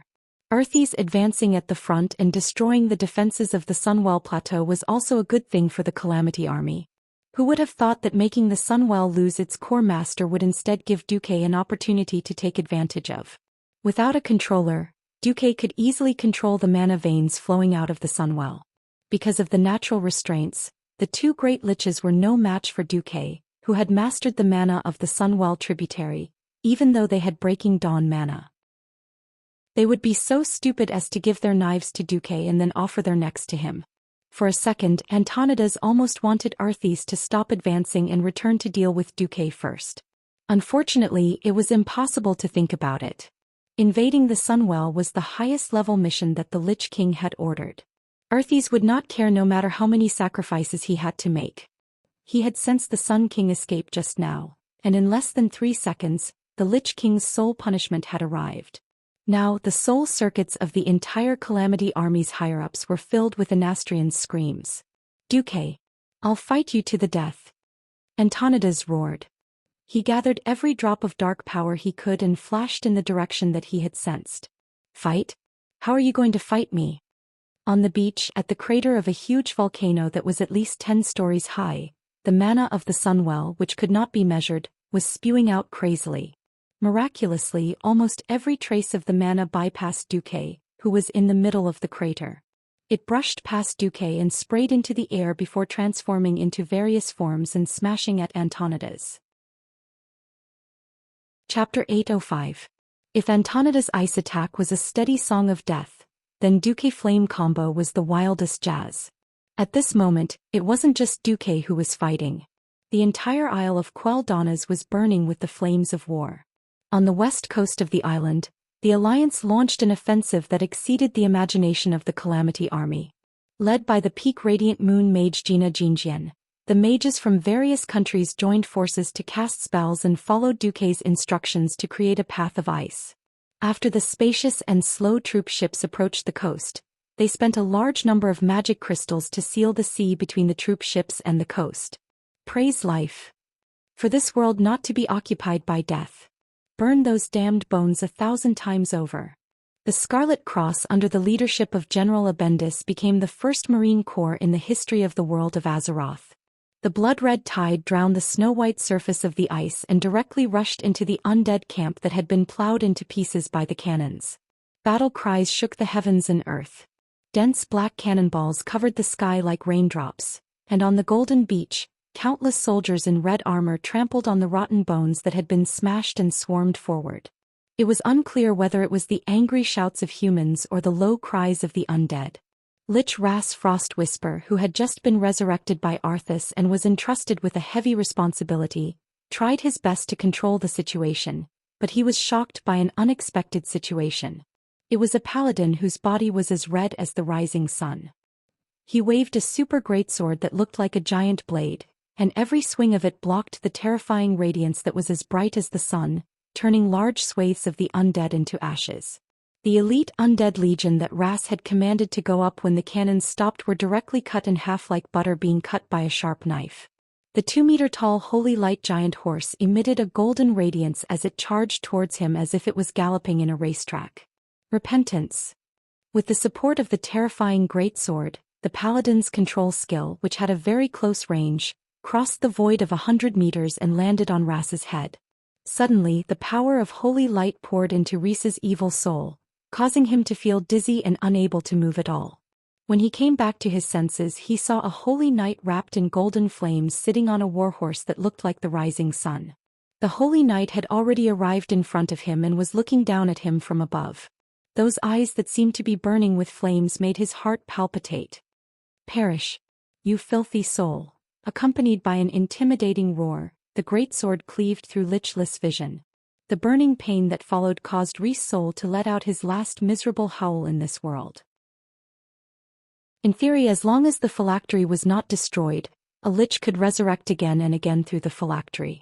The premise of this theory was that the lich's soul had not been damaged. However, this shockingly powerful light elemental sword had completely overturned the laws of physics that swords and sabers were unable to harm souls. The powerful holy light attached to it completely burned Ras Frostwhisper's soul, erasing this evil soul from this world. Almost at the same time, the undead army on the beach fell into chaos. They still tried their best to attack every living being, but they lacked coordination. In front of the well-organized and experienced human elites, they were no different from training targets. Long live! Well done! All hail Lord Mograine! All the Scarlet Cross warriors from Lordaeron and the knights from the Silver Hand cheered in unison. That's right. The one who easily killed Ras Frostwhisper was the deputy commander of the Alliance, Alexandros Mograine, who had just returned from Iron Furnace Castle. The holy greatsword in his hand, which looked a little like a broadsword with a square head, was the original sword that had changed hands several times in history. It was the sword that had wandered between light and darkness, and was finally wielded by the legendary paladin Tyrion Fordring, who had destroyed Arthes's Frostmourne. It was the Ashbringer. The undead army fell apart on the beach and the black war flags fell one after another. Seeing this scene, Mograine knew that he had won the first battle. "Alessandro!" General Abendis excitedly urged his horse forward. "Frid, I'm starting to understand why Commander Marcus wanted me to go to Iron Furnace Castle." In the past, when they talked about Duque, Mograine and Abendis would call him by his name because they were familiar with each other. Today they used honorifics. "You're so lucky. The stone in your hand is actually a top-grade light stone. Now we should be able to fight Earthy's fair and square." Abendis waved the new greatsword in his hand. Although it was not a demigod weapon, it was still a top-grade epic weapon. Similarly, it was a holy weapon that Magni Bronzebeard had forged. "Really? Lucky? No. Alfred, I don't think so. Do you still remember Mediv? When he turned into a crow and came to warn us, we scolded him for being a dirty liar and an unqualified charlatan. It seems that Karazhan's wizards have a magical ability to foresee." In the face of Mograine's exclamation, Abendis was speechless for a moment. Mograine waved his hand. "After all, this is just speculation. I have no evidence. There's also no need to prove it. After all, the legendary prophets who are proficient in prophecy will pay a high price when peering into the future. We just need to know that Sir Marcus can lead us to victory." That's right. On the southeast coast of the island, gorgeous elven warships, regardless of model, all rushed to the beach. Feeling the impact coming from under her feet, a strong and beautiful figure followed the powerful momentum and directly swooped down like a giant eagle descending on the beach. Just as she descended, more than 36 arrows containing the power of wind and lightning burst out, and a total of 18 of the most threatening giant crypt fiends fell in response. Servanas suddenly raised his longbow, and a clear and melodious shout spread in all directions. "For Quell, Dorii!" The follow-up troops that landed burst into thunderous shouts in unison. "For the glory of the sun!" An assault group of nearly 30,000 elves. Although the number was small, their strength was definitely not to be underestimated. It was no exaggeration to say that this was already the last elite of the High Elves, and also the strongest elite. Mixed with a large number of huge arcane puppets, the momentum of this elven army was no weaker than the human coalition on the other side of the island. Chapter 806. Ras Frostwhisper, that idiot failed again? There was not a trace of blood on his elegant face. He was draped in a black knight's cloak and wielded a crimson greatsword. His blue-black armor was suffused with a black deathly aura, and he was riding a skeletal warhorse with 2 white goat horns. A terrifying figure appeared on top of a small hill in the southeast of the beach. Following that, more figures with similar appearances appeared. They were the core forces under Arthas, the Death Knights led by Baron Rivendare. A vanguard with arcane puppets as the arrowheads. Rivendare sneered as he put on his gauntlets. This is the trump card of those long-eared creatures. Let's go, I want a calamitous victory. For His Majesty the Lich King. Behind him, the Death Knights in black armor unsheathed their gleaming swords. Their deep-set eyes glowed red as they replied in unison, "By the will of Nazol." They charged. The seemingly weak skeletal warhorses possessed unimaginable agility and strength. They carried heavy armor and carried a fully armored knight, yet their movements were comparable to those of apes. Normally, heavy knights wouldn't like a sandy battlefield, but in front of the skeletal warhorses, it was no different from flat ground. The giant arcane puppets that shook the earth with every step turned into clumsy puppets in front of the Death Knights. The Death Knights used their dark magic and superior weapons to quickly dismantle the war machines that the High Elves were so proud of. In the name of the Holy Light, it was clear that ordinary elven warriors and rangers were defenseless in front of the Death Knights. A high-ranked paladin, Riadaline, led the Silverhand Paladins to the front lines. This made Rivendare frown, but he soon revealed a smile. Paladins. It's the fall of paladins that makes it interesting. The more devout a paladin was, the more powerful they would become when they fell. With Arthas as an example, the Lich King had spread this hint within the Scourge. If they could drag the strongest paladin down, the Scourge would also have the strongest Death Knights. More than one Undying looked at the 7 Silver Sages. It was a pity that the 7 Silver Saints weren't just any Tom, Dick and Harry. Other than Uther's soul who had died in battle and Tyrion and Gavinrad who were still trapped in Karazhan, Bolvar, Reginald, Sidon, and Turalyon were mostly commanders who led large armies whenever they went out. Below them were the likes of Mograine and Abendis, who were equally difficult to deal with. Now that Rivendell had discovered a high elven paladin whose aptitude was not below that of the 7 Silver Sages, he was excited to hunt him down. Noiselessly, Rivendell's skeletal warhorse that was coveted by countless players in Duzay's world began to accelerate. That was an extremely fast speed. What was even more unfathomable was that Rivendell was able to become one with his mount after accelerating to the limit.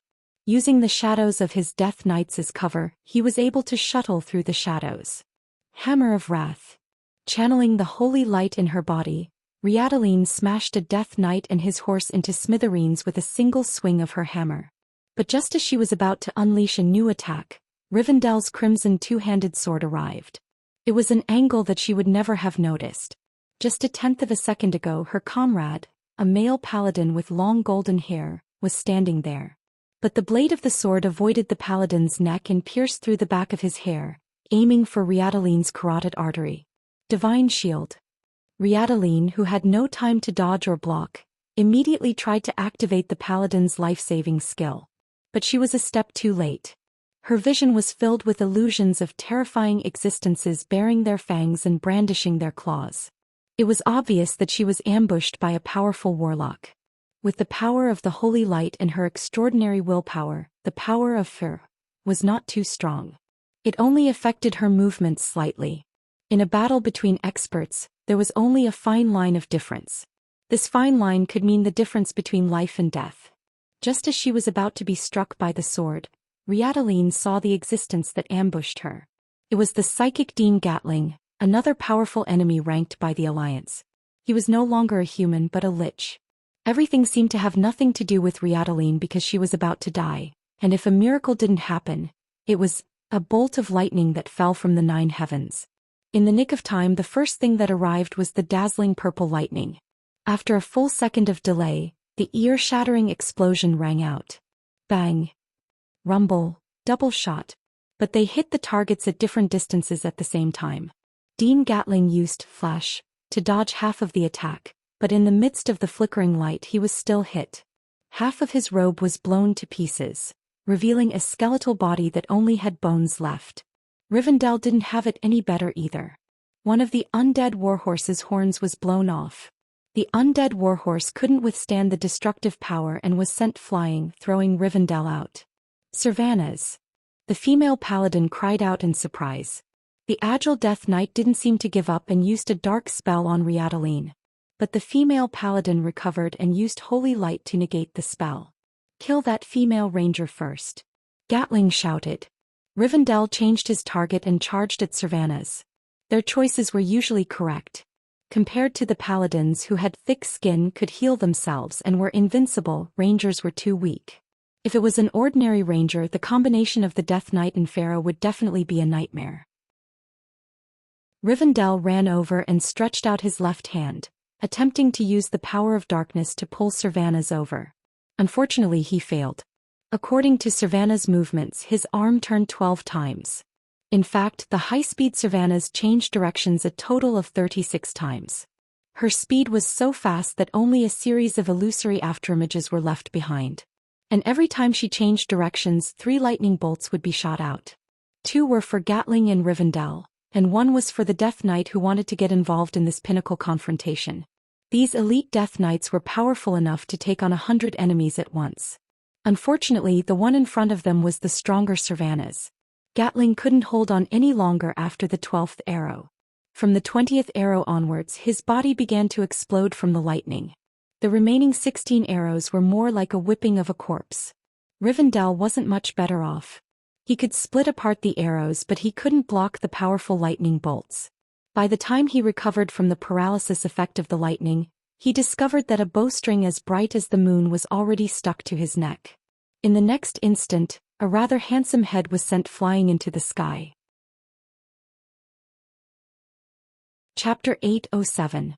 Seeing that their boss was so powerful, the elven army, which had been in a mess due to the Death Knight's counterattack and was about to collapse, suddenly burst into cheers.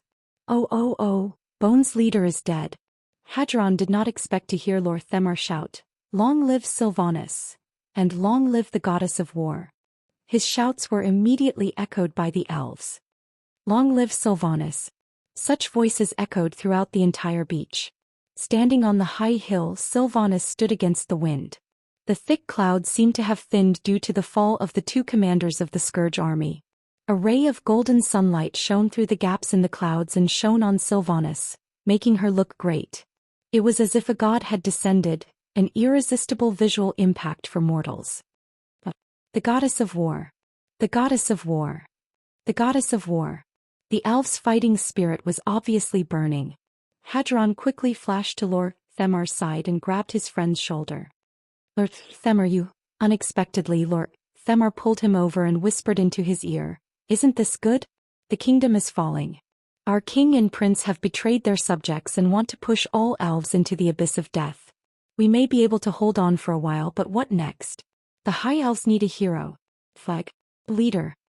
Hadron's eyes narrowed. He completely understood what his friend meant and his breathing quickened.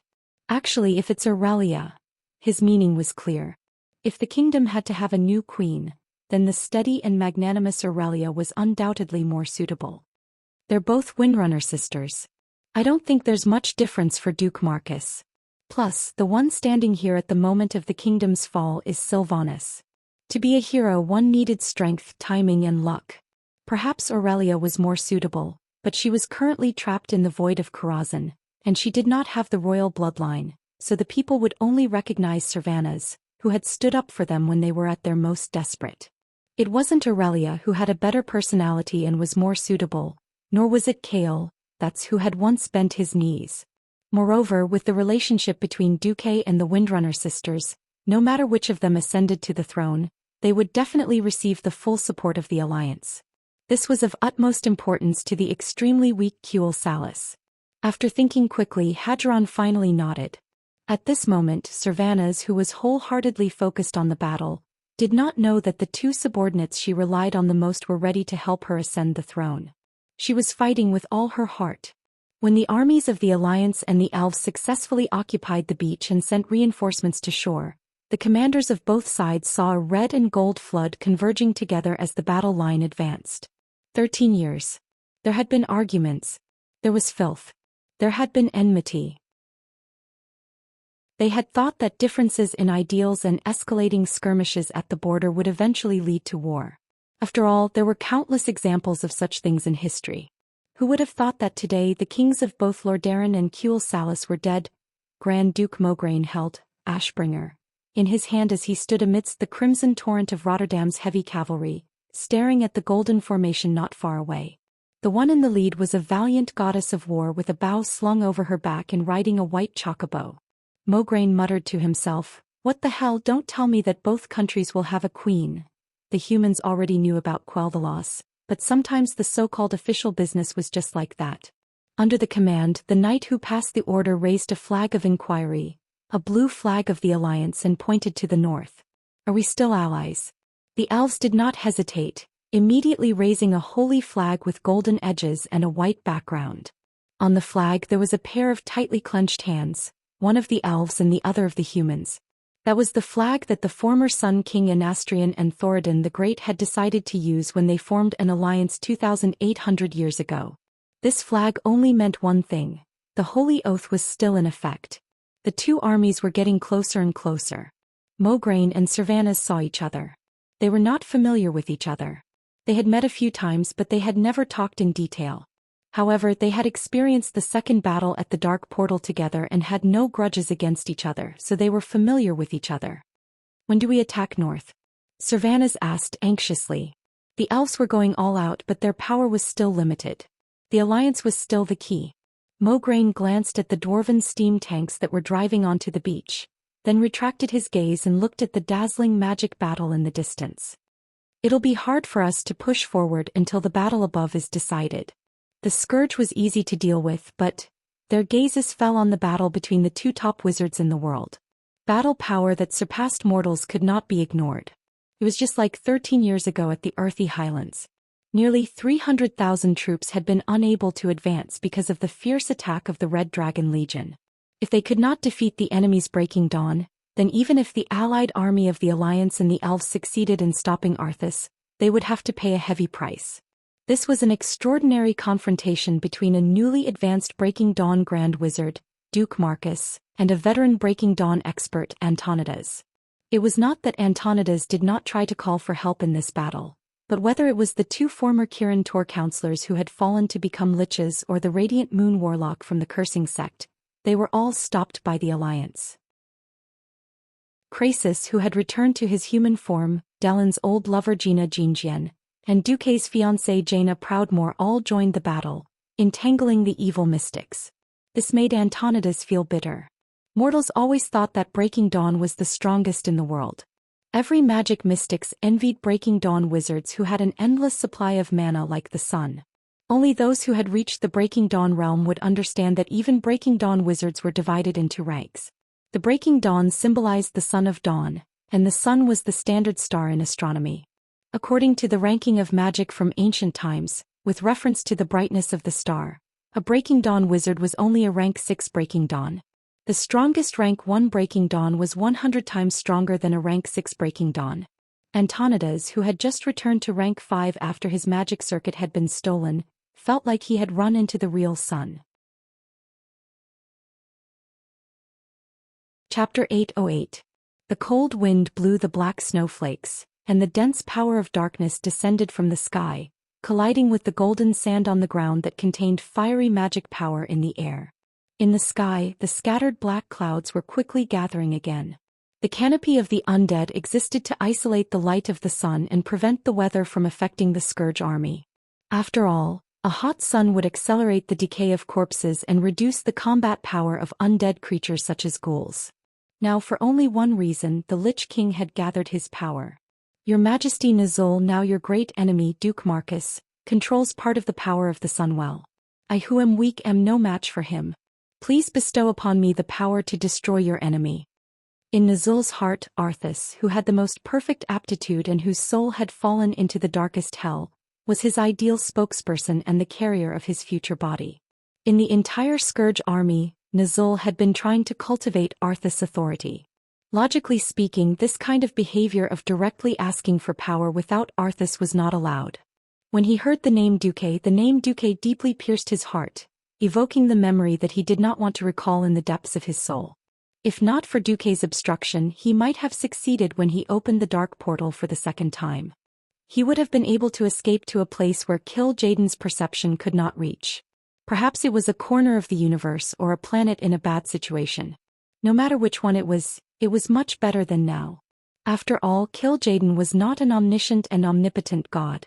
If he had been a step earlier, maybe, he would not have ended up in such an embarrassing state.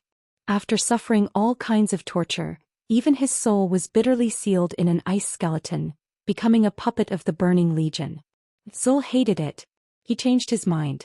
In front of the coalition army of the High Elves, the undead creatures fell in large numbers. They were like dried corpses that had their blood sucked dry by vampires, and then after 1,000 years of sun, rain and wind erosion, they actually carbonized and dissipated in the wind. Mograine, Savannas and the others were tongue-tied. They suddenly had a very bad premonition. Undead creatures wouldn't court death. Their own death could only mean one thing. Their master wanted them to be destroyed. Even for the Calamity Troop, which had no regard for capital, this was not a price that could be easily paid. And so Zul did. What he got in return was the terrifying figure in midair whose aura had skyrocketed. A quarter of an hour ago, Antonida's attacks were unable to advance.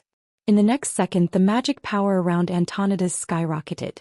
It was the dark energy squeezed out from hundreds of thousands of undead creatures and spirits.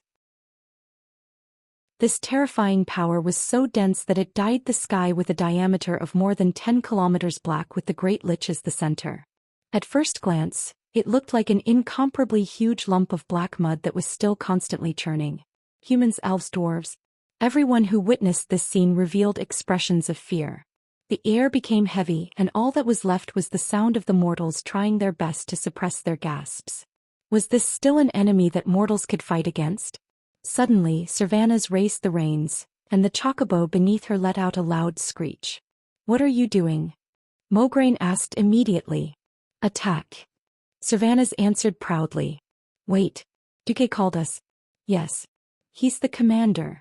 But he's facing Antonidas, not Arthas. The Sunwell is under threat. And because we refuse to wait for death. That's why we're here." Mograine and Abendis were speechless for a moment, but then they understood. Duque's old habit was acting up again. As a commander, he was almost perfect and picky. But in the Alliance there was a saying. Duque always liked to pay the smallest price and then fight for the biggest victory under this premise. A leader who cherished his subordinates could easily gain the love and respect of his subordinates. Most of the time one could not win just by cherishing their subordinates. This was a terrifying opponent that had destroyed 2 of the Alliance's kingdoms and swept through most of the continent. It was an opponent that could never be defeated by sheer attrition. Mograine and Abendis looked at each other and smiled. Then Mograine raised the huge Ashbringer, in his hand high. "Brothers, why are we here? Isn't it all for the sake of killing our beloved King Tyrrhenas, the fallen demon Arthas? Those who don't have the courage to face death, get back on the ships now. The rest of you follow me." Savannas gave Mograine an admiring look. She also raised the bow in her hand. "For our son, for Quell, Door Dash." With the determination to fight, the 200,000-strong army rolled north, chasing after Arthas with no intention of turning back. Feeling the movement of the army around him, Duque laughed. "Those guys. But that's good. Only like this is the Queen Sylvanas I love." Facing the world of Azeroth that was becoming more and more biased, Duque always felt a little troubled. No intervention. If those tragic scenes were to repeat themselves, he wouldn't be able to bear it. Intervention. It would often lead to all kinds of unpredictable events. He was always worried that those great heroes who were originally famous in history would grow old and become useless. He was also afraid that because of the changes he experienced, he would no longer be he, and she would no longer be she. He was afraid that the best wishes in his heart would be different from reality, and he would not be able to adapt. Now, with the help of the system's telescopic function, Duque saw Mograine riding forward on a warhorse in order to kill evil. He saw Savannas with her blonde hair flying in the wind. Duque suddenly felt a real sense of spirit. What was a hero? Heroes were abstract and vague. There was never an accurate definition of a hero. But every time there was a disaster, when a seemingly weak figure stood up for his compatriots and did not hesitate to charge at a seemingly invincible enemy, their figure would overlap with the legendary hero. This was indeed an era of heroes.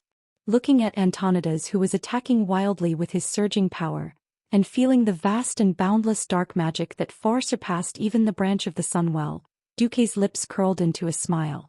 This smile suddenly gave Antonidas a bad feeling. Could it be? Duque still had a trump card? Yo. Antonidas, do you think I haven't learned any new tricks after staying in the void for 10 years? Chapter 809. How many decades do you have in your life? Even though Duque was theoretically immortal and had an endless lifespan, he did not have a decade to squander in a world as dangerous as Azeroth. When Duque encountered a bottleneck in his training in Karazhan and could not advance, Duque could live a depraved life of threesome every day. Even Alexstrasza once said to Duque, "You're too impatient. Not only do you lack the accumulation of mana, but you also lack the proficiency and experience to use mana. I know you're a genius, but no matter how much of a genius you are, you can't do what mortals need 100 years to do in 10 years. Duque shook his head, but he did not give up and continued to work hard. Didn't you see the situation in the later stages of history where demigods were as common as dogs and ancient gods were everywhere? Didn't you see even the creation titans kneeling one after another? Didn't you see almost all the dragon aspects perish? But Duque did not. It was this foresight that filled him with a thirst for power all year round. Unable to accumulate more mana and change the mana in his body from quantitative to qualitative, Duque quietly thought about his own path. Am I really a gifted genius mage who specializes in some kind of magic and has a body of frost and body of fire? Am I a true master of magic, a master of learning who can understand any magic no matter how long, obscure, or incredible it is? Am I the lucky star who has great luck, wins big prizes every day, has fortuitous encounters every week, and opens treasure troves every year? Am I the lucky star who can do everything? Every time he asked himself, the answer was no. Then how did I get to such a high position? There were only two answers. One was the deep memory of the original history as a transmigrator. The other was the omnipotent system elf in terms of data. As a powerful mage who had fought at least 1,000 duels in front of the steel stove castle in the game, Duque could be said to have beaten up warriors, thieves, and hunters. In fact, he had fought almost all of the 9 main classes. Except for a certain despicable priest who was willing to plant a flag on the edge of the Furnace Castle's cliff and try to use mind control to throw Duque down the cliff when the duel started. Apart from those shameless warlocks who were only willing to bring hellhounds with high magic resistance to duels with wizards, Duque had never been afraid of anyone. At the end of the day, there was only one conclusion. The essence of a mage was never in their ability to deal damage but in their control. When it came to controlling the enemy, combined with his greatest advantage, the system elves, what could be born? The answer was obvious. If it was said that whoever had more strength would be the winner in a battle, then there was no need to fight at all. Everyone who fought in melee would compete with their muscles, and those who used magic would compete with their magic power. The winner could immediately show off and the loser would be kicked out on the spot. Duque narrowed his eyes and stared coldly at the sky. Supported by an icy mist, Antonidas stood proudly in the air. When he heard that Duque had practiced a new move, he also laughed. New move? Very good. I want to see what kind of new move you, a genius wizard who has never had a master and reached the peak of the Radiant Moon realm on your own, can come up with. You won't be disappointed. Duque smiled calmly. At this moment, the dark clouds in the sky suddenly moved, and an icy pillar of light descended like lightning. It landed on the Great Lich's body, as if it had draped an incomparably large ice robe with sparkling snowflakes coiled around it. Whoosh whoosh whoosh. The Great Lich's robe's sleeves fluttered in the wind. This breaking dawn spell that was about to be cast seemed to contain the might of heaven and earth. Even the Radiant Moon wizards fighting thousands of meters away could clearly feel that the fire element in the atmosphere was being rapidly drawn away. No, perhaps it was being repelled. In short, there was not a single drop of fire element left in the area where Duque and Antonidas were fighting. The power that Duque had drawn from the branch vein of the sun well dissipated in less than 1/100th of a second after reaching the surface. I'd like to see how a mere Radiant Moon wizard like you can withstand my most powerful spell without any external support. Antonidas' roar reverberated in the surroundings, and he pointed at Duque with a withered finger. Go. Go. What do you mean go? Everyone's doubts were immediately answered. Suddenly, a wolf's howl came from the sky. In less than 3 seconds, the echoing howls filled the sky, and the distant howls seemed to be approaching them at an astonishing speed. In just a moment, the howls seemed to be right next to their ears. The sky started to tremble. It was clearly impossible for any creature to run or walk in the sky, but everyone could hear the sound of galloping horses. Mograine, who was leading his army forward, pulled on the reins of his warhorse and stopped it. The middle-aged paladin who wasn't wearing a helmet couldn't help but change his expression. It wasn't just him and the knights around him who stopped at the same time. Even the High Elves' army stopped in their tracks, and more than 200,000 people looked in the direction of the howls. A pack of snow-white wolves. To the people who lived in the land of ice, snow wolves were not rare. However, ordinary wolves could not fly. Even those who clearly knew what kind of creature the howls came from could not be sure. It was a pack of wolves soaring in the sky, weaving back and forth and drawing dazzling white lines in the air. Just based on their form, they were Northren's wargs. However, their bodies were larger than horses, and the cold mana that lingered around them made it hard for anyone to be certain. If anything went wrong, the legends of these terrifying creatures would spread throughout the entire Eastern Kingdom from today onwards. Northren's wargs weren't scary. Simple blizzard spell wasn't scary either. However, when Antonidas used blizzard to smash out countless icicles, and every icicle had the soul of a warg, they knew how to attack in groups, find flaws and attack in groups. Coupled with the terrifying dark mana that the Lich King had bestowed upon them, the power of this combination was more than 100 times greater than that of a mere wolf pack. Duque. If you don't want to die in the wolves' mouths and be torn to pieces before being painfully resurrected as a lich, you should obediently submit to His Majesty the Lich King. Antonidas shouted. Pfft. Duque burst out laughing. I'm not going to submit to someone who was defeated by me. Don't blame me then. More than 100 Northrend wargs brazenly pounced on Duque. As they pounced, Duque lightly grabbed with his hand, and the world around him trembled slightly. Duque's mana wasn't strong, but it was as if he had grabbed the strings of a puppet, and the dozens of giant wolves dissipated in the air. Chapter 8:10. The giant frost wolves flying in the sky seemed to have their own souls and clear will, but in reality, all control was still in Antonidas's hands. A thread invisible to the naked eye and not belonging to elemental sensing extended from Antonidas's soul to the giant wolf's body. That was the thread of the soul realm. Now Duque had broken all the soul threads with a single hand. It wasn't that Duque had destroyed the giant frost wolves, but that the self-destruction spell formation on the giant wolves had been forced to activate. Once they lost control, they would self-destruct. This was a common tactic used by most summoners. Who would have thought that Duque would use this to his advantage? But how did Duque do this? Antonidas was momentarily stunned. His turbid eyeballs kept turning as he adjusted his spiritual vision, trying to see the truth from the elemental undulations and other characteristics that Duque was releasing. Well, in reality, Antonidas had already sensed that it was that move. He just couldn't be sure. That move was too cruel for a mage and the price was too high. Apart from those who had no hope of improving themselves, no mage would choose that path. They had once been comrades on the same side, but now they had to face each other. Antonidas didn't have the luxury to consider Duque's position. His boss's boss, the Lich King Nizul, had allowed him to borrow the dark power of the Scourge army. This definitely wasn't without a price. This was an enormous dark power that could temporarily suppress the entire branch of the Sunwell. Even if Antonidas was just a transit point, it was still difficult for him. It was just a swimming pool, but it had to contain an entire lake's worth of water. Even if it was only temporary, the entire pool might rot if things went wrong. Antonidas could only abandon all distracting thoughts and focus on shaping his mana before throwing it at Duque.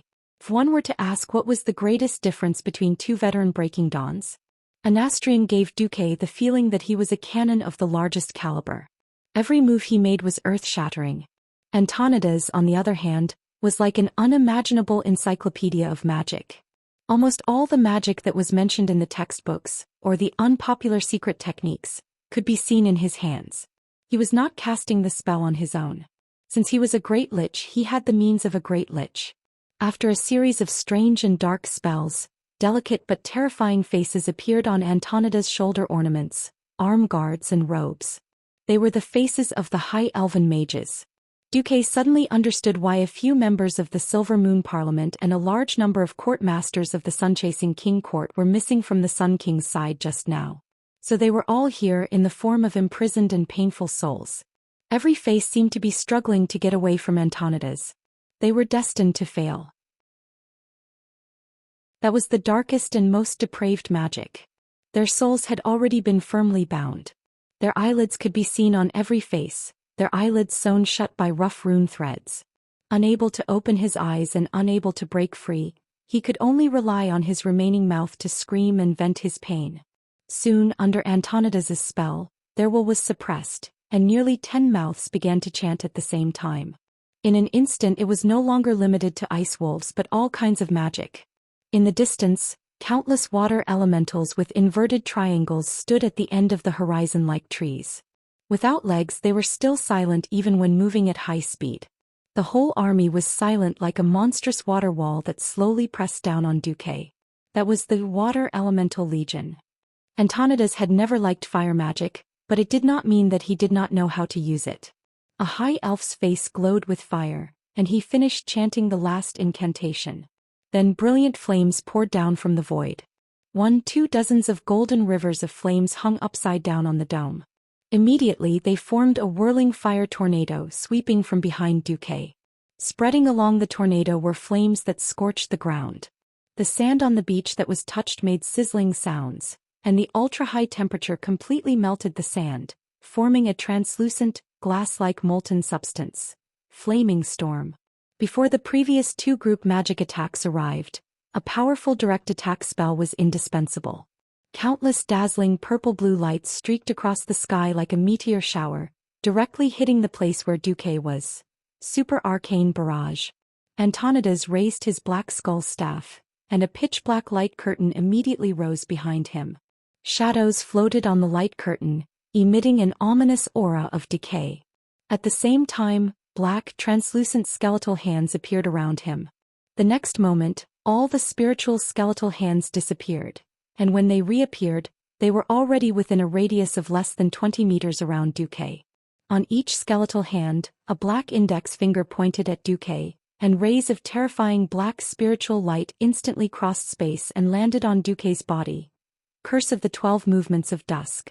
Also, more than 100 flaming hands rose in unison, releasing destructive flames toward Duque. 100 hands sacrifice. Suddenly, disgusting barks came from the distance. A moment later, countless dog-like monsters on the beach approached Duque at an alarming speed, one after another, echoing each other in unison. In just the blink of an eye, the hellhounds with red and black stripes, 2 ridiculous black beards and 2 white horns appeared. The ground began to tremble, and it was even more shocking than 10,000 horses galloping. This was a wizard's nightmare. Group summoned Cerberus. Apart from these there were many more: wizard's ice, fire and arcane spells, warlock's pain, destruction and demonic spells. Antonidas used the enslaved radiant moon wizard's souls to unleash all his breaking dawn spells in one go. At this moment all the mortals who witnessed this scene cried out in shock. Gina Goldsword covered her mouth. Crasus tried to help Duque, but when he transformed into his dragon form again he was held back. Gina could no longer care about holding back. She directly used one of her trump cards, a few magic tools. The magic sealed in the tools sent a Kirin Tor counselor in front of her flying. But just as she flashed over she was surrounded by several extremely powerful 3-headed Cerberus, unable to advance an inch. Cervanus knocked his bow and shot a rain of arrows at the main battlefield. Unfortunately, it was like trying to put out a burning cart of firewood with a cup of water. Everyone thought that Duque was in trouble, but at this moment, an absolutely confident smile appeared on Duque's face. "Hey old friend, if I really go all out you might kneel." Chapter 8:11. Duque didn't hide his methods. The experienced Antonidas also saw what Duque's trump card was. Unfortunately, the most helpless and desperate thing in the world was not knowing what the enemy was doing to you, but knowing what the enemy was going to do to you but you couldn't stop it. If you didn't know what the enemy was up to, you could still comfort yourself by saying that you were careless and made a mistake. The other party had crushed you fair and square. This was the most intense sense of defeat in the truest sense of the word. Duque made his move. It wasn't his hand. There were strange cries of "Ololol," magician's hand, kept appearing around Duke's body before disappearing again and again. Accompanying this process was the magic circle that appeared out of thin air and floated around Duke's body. Almost every magic array disappeared in a flash. They were as bright as fireworks and as short as shooting stars. However, the destruction of each mage hand and magic array would definitely cause one of Antonida's spells to collapse. A group of 12 mage hands collapsed. Then the white circle of ice crystals around Antonida's disappeared for some reason and then appeared around Duque. Gina Goldsword's bright pupils suddenly constricted and she couldn't help but cry out, "Spell steal?" Spell steal, as the name suggested, was to transfer beneficial spells from the enemy to oneself or the nearby enemy units. It could also transfer harmful magic effects from the enemy to the nearby enemy units. It sounded like this move could benefit oneself at the expense of others. It was very powerful and high-end. In fact, the more advanced the mage was, the more difficult it was to use this move. It was not easy to steal other people's spells in the first place. Moreover, different mages' magic circuits had different specializations and enhancements. Plus, the source of magic power that supported the buff spell was different. If one was not careful, the buff effect could be stolen at any time and it could become a poison to oneself. If one was slightly better, it could easily disrupt one's rhythm and break the circulation efficiency of one's magic circuit. Therefore, this move was not as good as others thought. Duque, are you crazy? Did you really change your class? Antonida's mouth was so wide open that a duck's egg could be stuffed in it. Considering his rotting joints, the others were really worried if he could close his mouth after opening it wide. Right. Apart from ordinary mages, normally only one class could do this perfectly. If they were not sure at first, what happened next immediately made every knowledgeable senior mage more certain of their judgment. 100 Hands Sacrificial Flame was like using a match to start a fire in the middle of a freezing winter. The flame was extinguished as soon as it appeared. When the super arcane barrage was 10 meters away from Duke, it disappeared like raindrops falling onto the surface of a lake after a series of ripples appeared. It was the Curse of the 12 Movements of Dusk, which was the most terrifying name for mages. The black smoke of the curse had clearly attached itself to Duke's body, but after being hit, all the curses were like stones sinking into the sea, never to be heard again. Crace's huge dragon mouth finally spat out a few unbelievable words. It's actually magic immunity. Magic immunity sounded amazing, but in fact for a mage it was not necessarily a good thing. Magic immunity was nothing more than a magic defense system that rejected certain elements with superb skills. But if you were immune, it meant that even you could not use this element. Now Duque actually eliminated fire and arcane in one go, and used a certain method to resist the curse of pain. As a normal mage, the only elemental element he could use was the frost element. Antonidas had been famous for his frost since he was young. Could it be that Duque wanted to fight this veteran, Breaking Dawn, in the field that he was best at? Then something happened that made everyone's eyeballs fall to the ground. This time 512 magic hands and their corresponding magic arrays exploded at the same time. In the next moment, the aggressive hellhounds and the water elemental army actually turned around at the same time. Faint golden halos lingered on their foreheads, and it felt as ridiculous as forcing demons to play the role of angels. Unfortunately, their attacks were not laughable. The hellhounds' continuous silence, and the water elemental's magnificent frost arrow rain, caused Antonidas to be flustered. That's right, low-level mysteries were destined to be unable to shake high-level mysteries. But these hellhounds were summoned by Antonidas with his Breaking Dawn magic power, and they were of a relatively high rank. Although their silence could not stop Antonidas's every spell. Just as the Great Lich was busy increasing the variety of spells to avoid Duque's interference, this undoubtedly added fuel to the fire. Summon counter control? Antonidas finally could not help but curse. You lunatic. You clearly had hopes of breaking through to Breaking Dawn.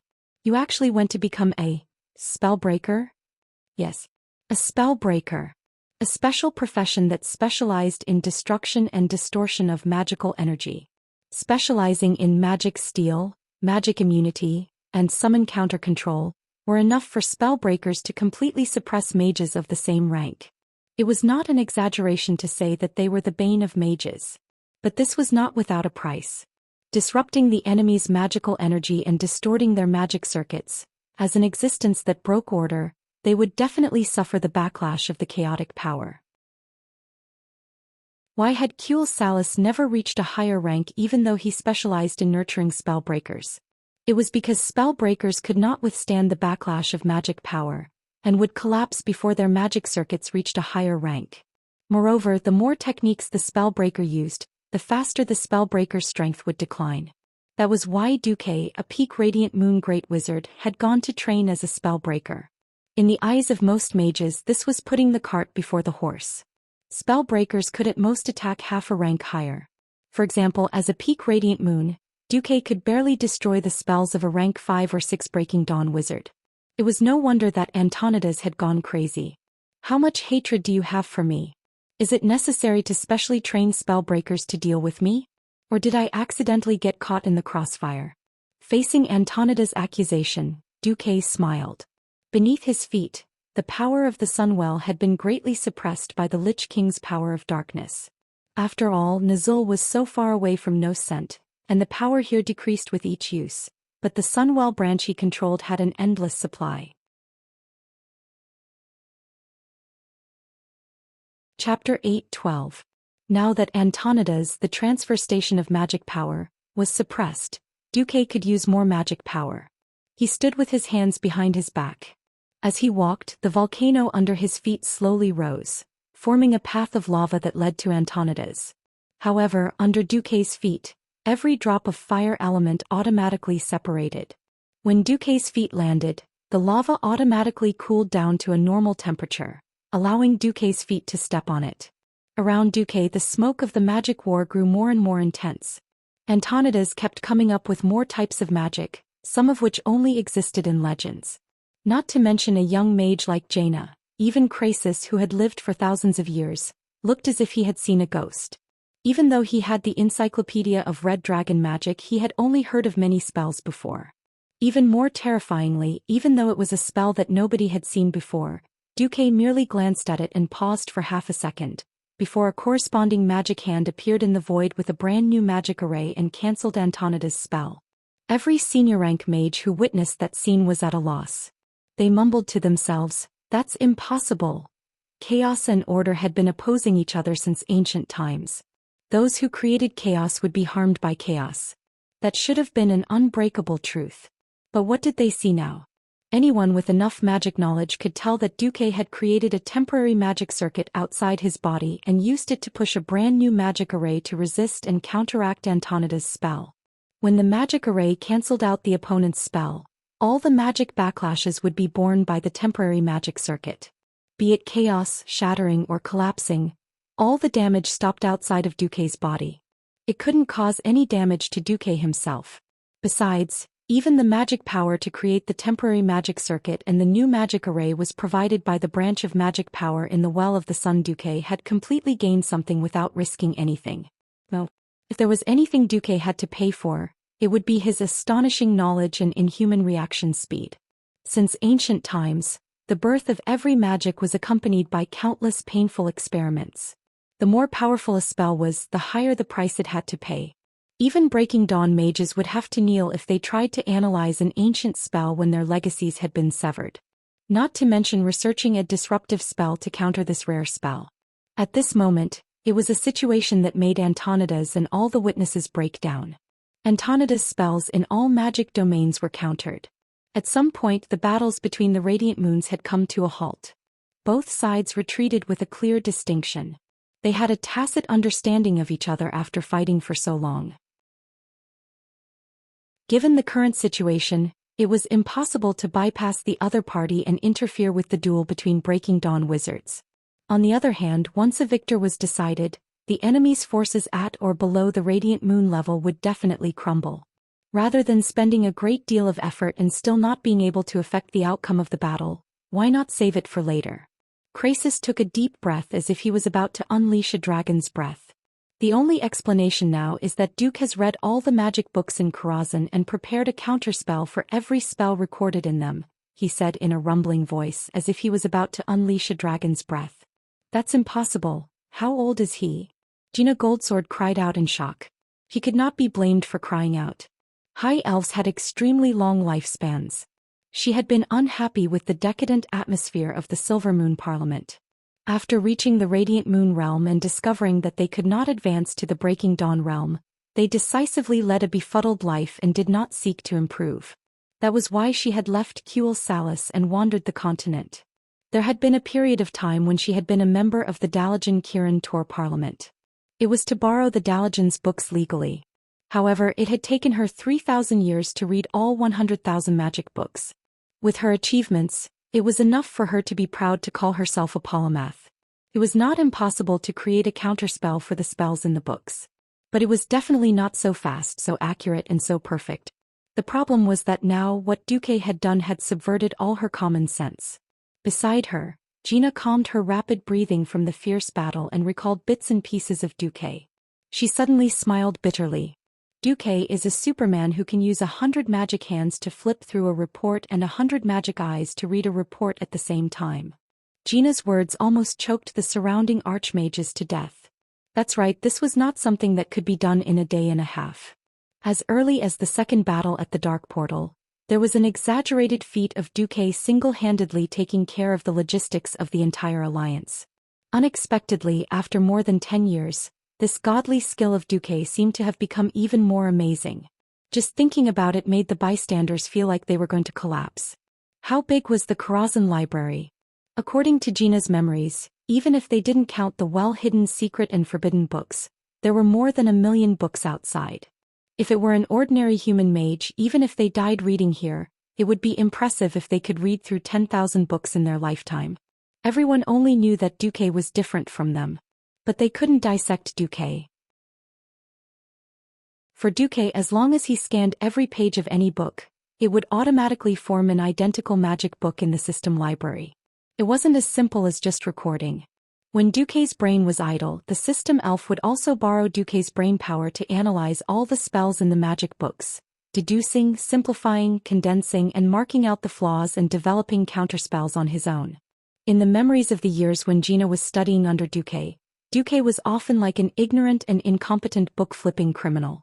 Walking to a bookshelf, regardless of what book it was, with a snap of his fingers from bottom to top, he used the hand of magic to flip through the books in order, flipped them once and then put them back.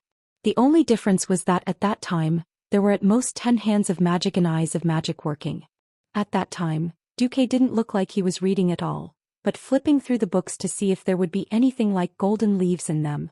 Jaina would never have thought that Duque, with the help of the system elf, was studying magic books at a speed 100 times faster than a normal person 24 hours a day. Studying while eating. Studying while drinking water. Summarizing while sleeping. Even when they were having sex, the system elf also faithfully helped Duque categorize and summarize magic knowledge. That was why there was this incomparably terrifying Duque now. As long as there was enough magic power, Duque was the god of magic. Magic exploded between Duque and Antonidas like brilliant fireworks, then dissipated with the wind. Before he knew it, Duque had walked to 10 meters in front of the Great Lich. Duque's lips curled into a smile. Spellbreaker? Who said I was a spellbreaker? I'm just a spellbreaker in the world.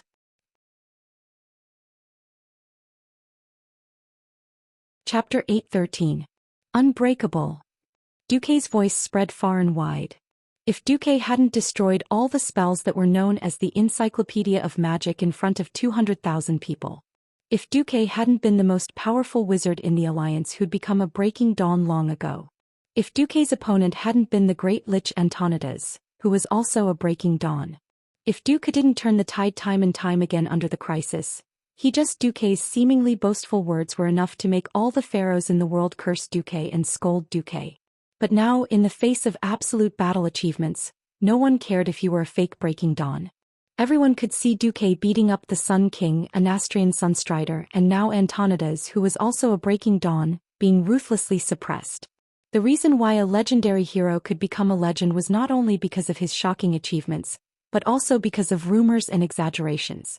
One had to be strong to forge iron, but without advertising, who would know if one was strong enough?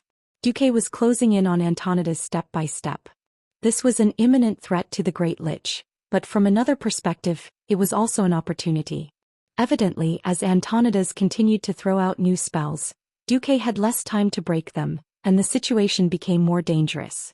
Both of them had immense magic power. One was the power of darkness while the other was the power of light, the power of the sun. For a moment, the elemental turbulence around the two combatants grew more and more violent due to the intense explosions.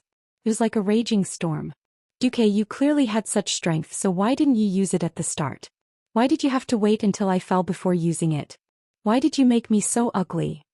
From Antonida's tone, it seemed like he was blaming his fall on Duque.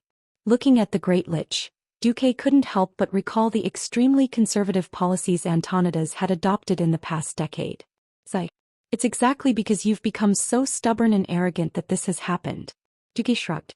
You couldn't defeat a dreadlord in a one-on-one fight, and you were even killed by a trap set up by the enemy. So you're blaming me? Antonidas uttered the word you 3 times in a row. His cloudy eyeball looked like it was going to fall out of his rotten skull at any time. Duque's facial muscles twitched as he cursed in his heart. That's why I hate liches. They affect the city too much. Whether Antonidas liked it or not, he was now immortal.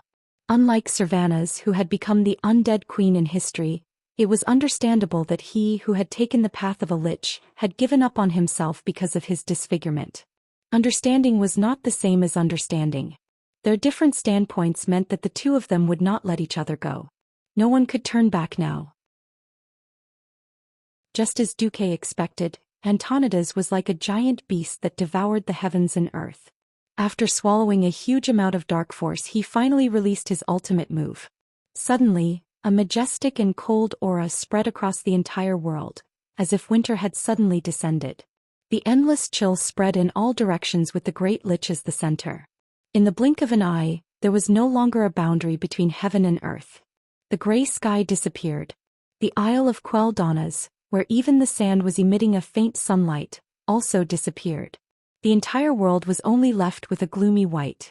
It was the plains of death covered in ice and snow. It had to be said that Antonidas, who had started his career playing frost magic, seemed to be fated with the Lich King. However, Duque still had an undisguised look of surprise on his face. According to the system notification, Antonidas had injected more than 80% of his soul into this gray and white world. It was not unusual for any demigod to use a huge amount of magic as energy and his own soul to build an imaginary domain world. In the realm of demigods, some demigods like to strengthen their bodies to the extreme, while others like to use their domain world to suppress their enemies. For example, the Queen of Dreams, Isra, walked the path of becoming one with her domain world. As long as she was in the dream world, she was the strongest. She was the Emerald Dream, and the Emerald Dream was her. Once her main body or the Emerald Dream was corrupted, she would be finished. It was obvious that Antonidas had chosen the same path as Isra. What a pity! Duque felt that it was a pity. It was a pity that Antonidas had used it at the wrong time.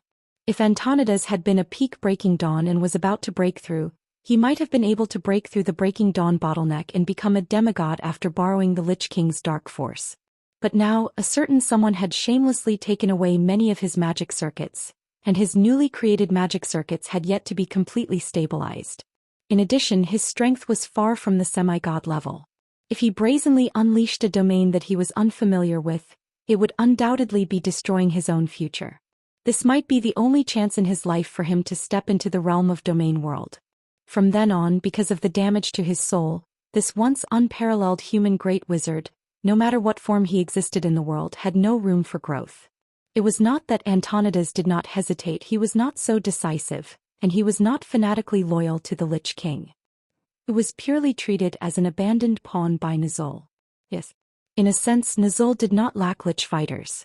Now he had Anastrian, the resurrected Kel-Thuzad, and Antonidas under him.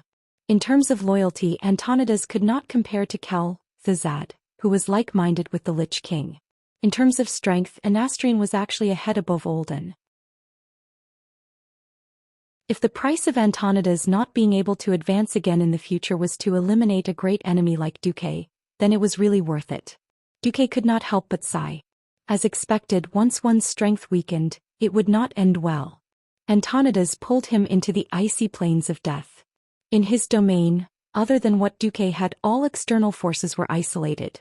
Duque's biggest problem was undoubtedly that he could no longer borrow elemental power from the outside world.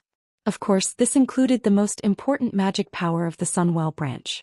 Although Antonidas might not be able to maintain the domain for a long time, it was still quite fatal to Duque. After all, after losing the help of external forces, Duque immediately returned to his original form, becoming the pharaoh whose magic power was only at the peak of the radiant moon realm. It had to be said that Antonidas was a veteran powerhouse who had experienced hundreds of battles. Although the older he got, the more extreme he became, and he once lost his soul and had his soul captured, his sensitivity and judgment towards magic battles were still as good as before. He immediately grasped Duque's weakest link.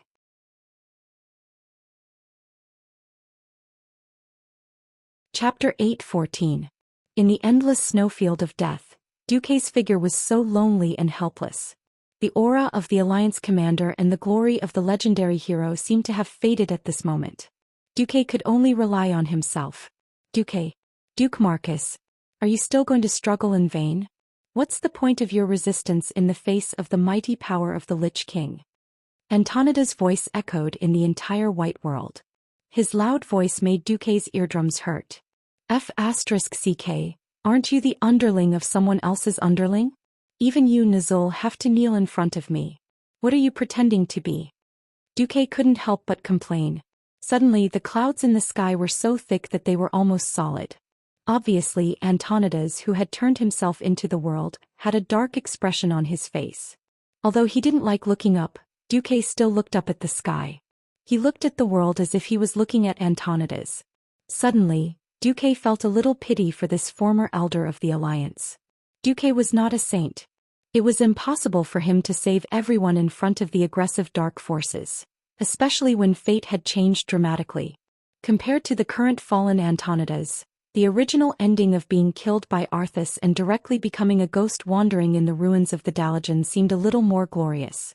Alas! Duque sighed. If Antonidas fought him in a place far away from the Well of the Sun, or outside of the domain, he would naturally be beaten like a dog. After losing his life, Duque might not even be able to escape with his soul. Why did Antonidas have to drag him into an immature field? If this was a domain that had been truly tempered and condensed after continuous improvement, it could only belong to Antonidas. Perhaps this time it would be Duque who would kneel. This domain, on the surface, maximized his ice magic and completely rejected all power except ice and death. In fact, this world was not Antonidas' home field in the real sense. This was a domain that the Lich King, Nazul, had used Antonidas as a medium to weave the laws of the Lich King. Antonidas. Duque could not help but sigh, his eyes filled with pity. What? The veteran Breaking Dawn Great Wizard was startled, his face full of vigilance. Then he saw Duque's gaze change. He became cold and mechanical. He didn't know what it was. If he knew, he would have stopped Duque immediately. At this moment, there were many green dots of light pouring down from top to bottom in Duque's retina. This was naturally the data provided by the system elf, who had completely fused with Duque's soul. After the system's transformation, the entire domain world was no longer what it looked like with the naked eye. It was a digitized world made up of countless zeros and ones. In this world that had been completely transformed into binary, every bit of Antonidas's magic flow could not be hidden from Duque's eyes that had been strengthened by the system. Duque spoke, his voice low and full of regret. We could have been friends despite the difference in age, but every time you treat my help as a deal. So you don't owe me anything and I don't owe you anything. Let me end this. As he spoke, Duque slowly raised his arm and stretched out his palm towards the void. His clenched palm was clearly grabbing the air in front of him, but in an inconspicuous void in the distance, there was something that had the same shape as Duque's hand. Antonidas condensed his face in midair, and one could clearly see that the old Lich's eyeballs almost popped out of their sockets. There was indescribable horror in his voice. This is impossible. How did you know? The corners of Duque's mouth curled up slightly. Actually, you're the inexperienced one. You shouldn't have used your magic circuit model to create this domain. Because you were afraid that you couldn't withstand the dark power that Nazul had gathered for you, the first thing you thought of was to use the circuit you were most familiar with as a foundation. But you couldn't have. Duque raised his left hand and shook it proudly. Have you forgotten? 14 years ago, it was you who personally gave me the prototype of the arcane throne, And the crown of ice magic circuit. Since I used the same circuit prototype as you, how could I not have studied where it was easiest to destroy? Bastard. Antonidas was exasperated. He roared and immediately set off a wild wave. He was about to drown Duque with absolute dark power. But time suddenly seemed to freeze in the entire space. Because the old lich saw Duque take out a round egg-sized scale that emitted a red light. This was a treasure that Duque had spent 81 times to exchange for from the hands of a certain giant dragon imperial sister with great difficulty. Although it was accidentally knocked off by a certain dragon thousands of years ago, and new scales had already grown, how could something that belonged to a dragon aspect be worthless? Scale of life. A dragon scale that contained the high heat and strong vitality of a dragon's breath. Under normal circumstances, this was just a good epic item. But for the Calamity Army, which specialized in coldness and death, this was a super-killing weapon that was no less than a divine artifact. In such an occasion, the lethality was definitely on the level of a nuclear bomb.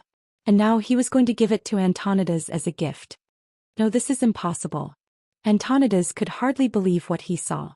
When Duque rushed back, even Lord Darren had not fallen. Could it be that he had already foreseen the fall of Arthas, and had asked Alexstrasza to prepare a treasure to deal with the Calamity Army? How could there be such a coincidence in this world? Or could it be that all the mages of the Mediv had the ability to prophesy? Antonidas would never have thought that Duque was a super troublemaker from another world. Antonidas was on the verge of a mental breakdown. His domain was clearly his home field. In this world created by his power, he should have the absolute advantage. Why did it seem like he had sent his phylactery to Duque's hammer and let Duque smash it? But this was not entirely his world and he could not control it at all. As the dark power continuously flowed into his soul, he could not even stop it. No, the great lich let out a scream. Duque sighed and shook his head. He flicked his finger and the dragon scale to a place where 36 magic circuits converged. It's over, Antonidas. Chapter 8:15. Arg. Antonidas let out an earth-shattering scream. The entire world was like a living person getting goosebumps. Immediately, countless bumps that made people shudder appeared, as though something was about to explode and erupt. Arg. Antonidas' original form screamed as he appeared in this world.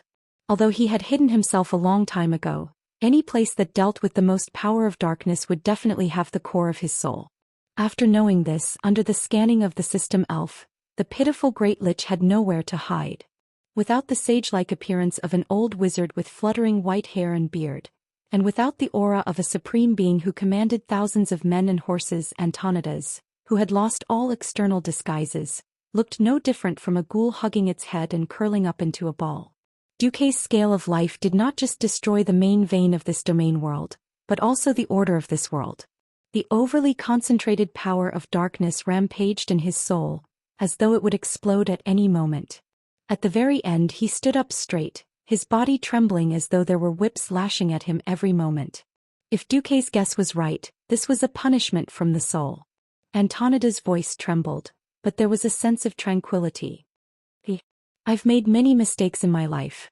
But my greatest honor is to have once created a prosperous Dalajan. On account of the time we fought side by side, please promise me to revive the Dalajan. Finally, please give me a quick death. I don't want to return to the throne of Nazul. Duque was a little surprised.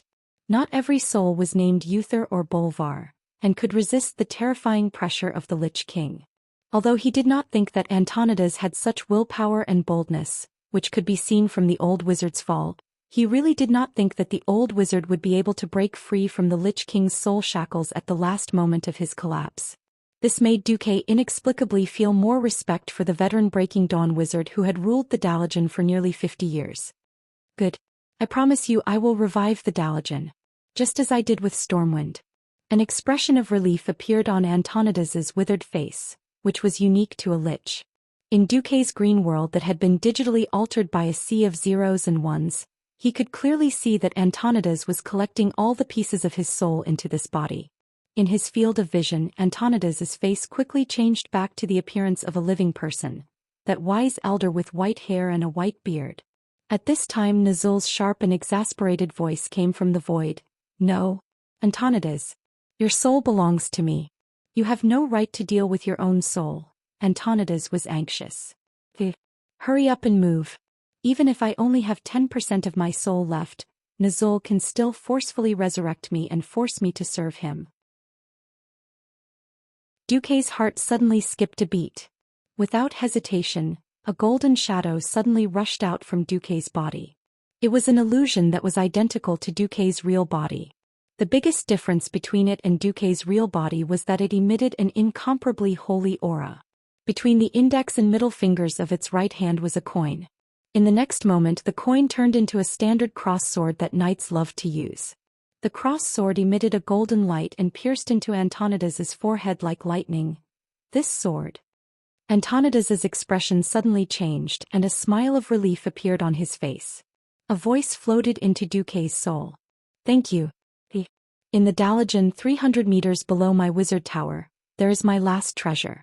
The password is to connect my 2 magic circuits with my real name. Duque's whole body trembled. He really did not think that after killing Antonidas, there would be such extra equipment. Duque saw that a large number of zeros and ones around him were speeding up the separation. Antonidas's elemental power was disintegrating. In just a few seconds the snow-white world supported by the dark power quickly faded, and the periphery gradually returned to the seaside scenery on the Isle of Queldonas. It's Duque? Sylvanas was the first to see the figure inside clearly. Her heart failed to live up to her expectations and started beating wildly. Immediately there was a burst of screams from the crowd. They did not think that the battle between the two would be so terrifying. The huge dark power turned into a huge cocoon with a diameter of a kilometer, tightly wrapping the two people. No outsider would be able to get involved. He had thought that this would be an evenly matched battle that would drag on for a long time. Who would have thought that in less than 3 minutes the winner would be decided? Duque thrust his sword forward, and the illusory blade of the golden cross sword was like a burning golden flame, directly igniting the old lich's body. The long sword that was like a holy sword pierced through the great lich's head and rapidly melted his soul. This scene, in the eyes of the 200,000 soldiers, was like an apostle of God using supreme divine power to punish the evil fallen. Everyone's expression was gone, leaving only a look of disbelief. Saint Duque, oh my God! It really is Saint Duque. The people unconsciously murmured, reciting the nickname of Duque when he revived Stormwind and saved the people with supreme wisdom and internal power. That's right. Saint Duque. The legendary name that was transmitted by every bard shone again at this moment. Not only were the humans and a few dwarves shouting, but Theron even found that many elves were also shouting Duque's holy name. On the other side, after Duque's golden illusion stabbed the sword, Antonidas's withered body trembled violently. When Duque's illusion pulled out the golden sword of holy light, the illusion disappeared. Duque put his hands behind his back, stepped on the sand, and walked to the side of the former chairman of the Kirin Tor. This once famous mage leader could no longer maintain the illusory appearance of an old mage, and had returned to the form of a lich. Duque looked at Antonidas's turbid eyes. At this moment he could not even feel the joy of victory in his heart. He only asked calmly, "Is this okay?" The great lich's throat gurgled, but in the end, it seemed that because his vocal cords had decayed for too long he still could not make a sound. At this moment when his soul was beginning to collapse, further emotional expression seemed to be an extravagant hope. Looking at him, Duque could not help but show a trace of sadness in his eyes. In his impression, there did not seem to be a good ending for fallen people. Duque took one last look at the sad old mage and turned to leave. But this former supreme ruler of the Dalajan was like the last radiance of the setting sun. His body trembled violently and then there was a whisper in the wind. It was a sound that Antonidas had recalled thousands of times, and who knew how many times he tried to control his throat to squeeze out a sound. "Thank you." That was a human, not an undead, expressing his gratitude at the end of his life. Duque stopped and replied softly, "You're welcome."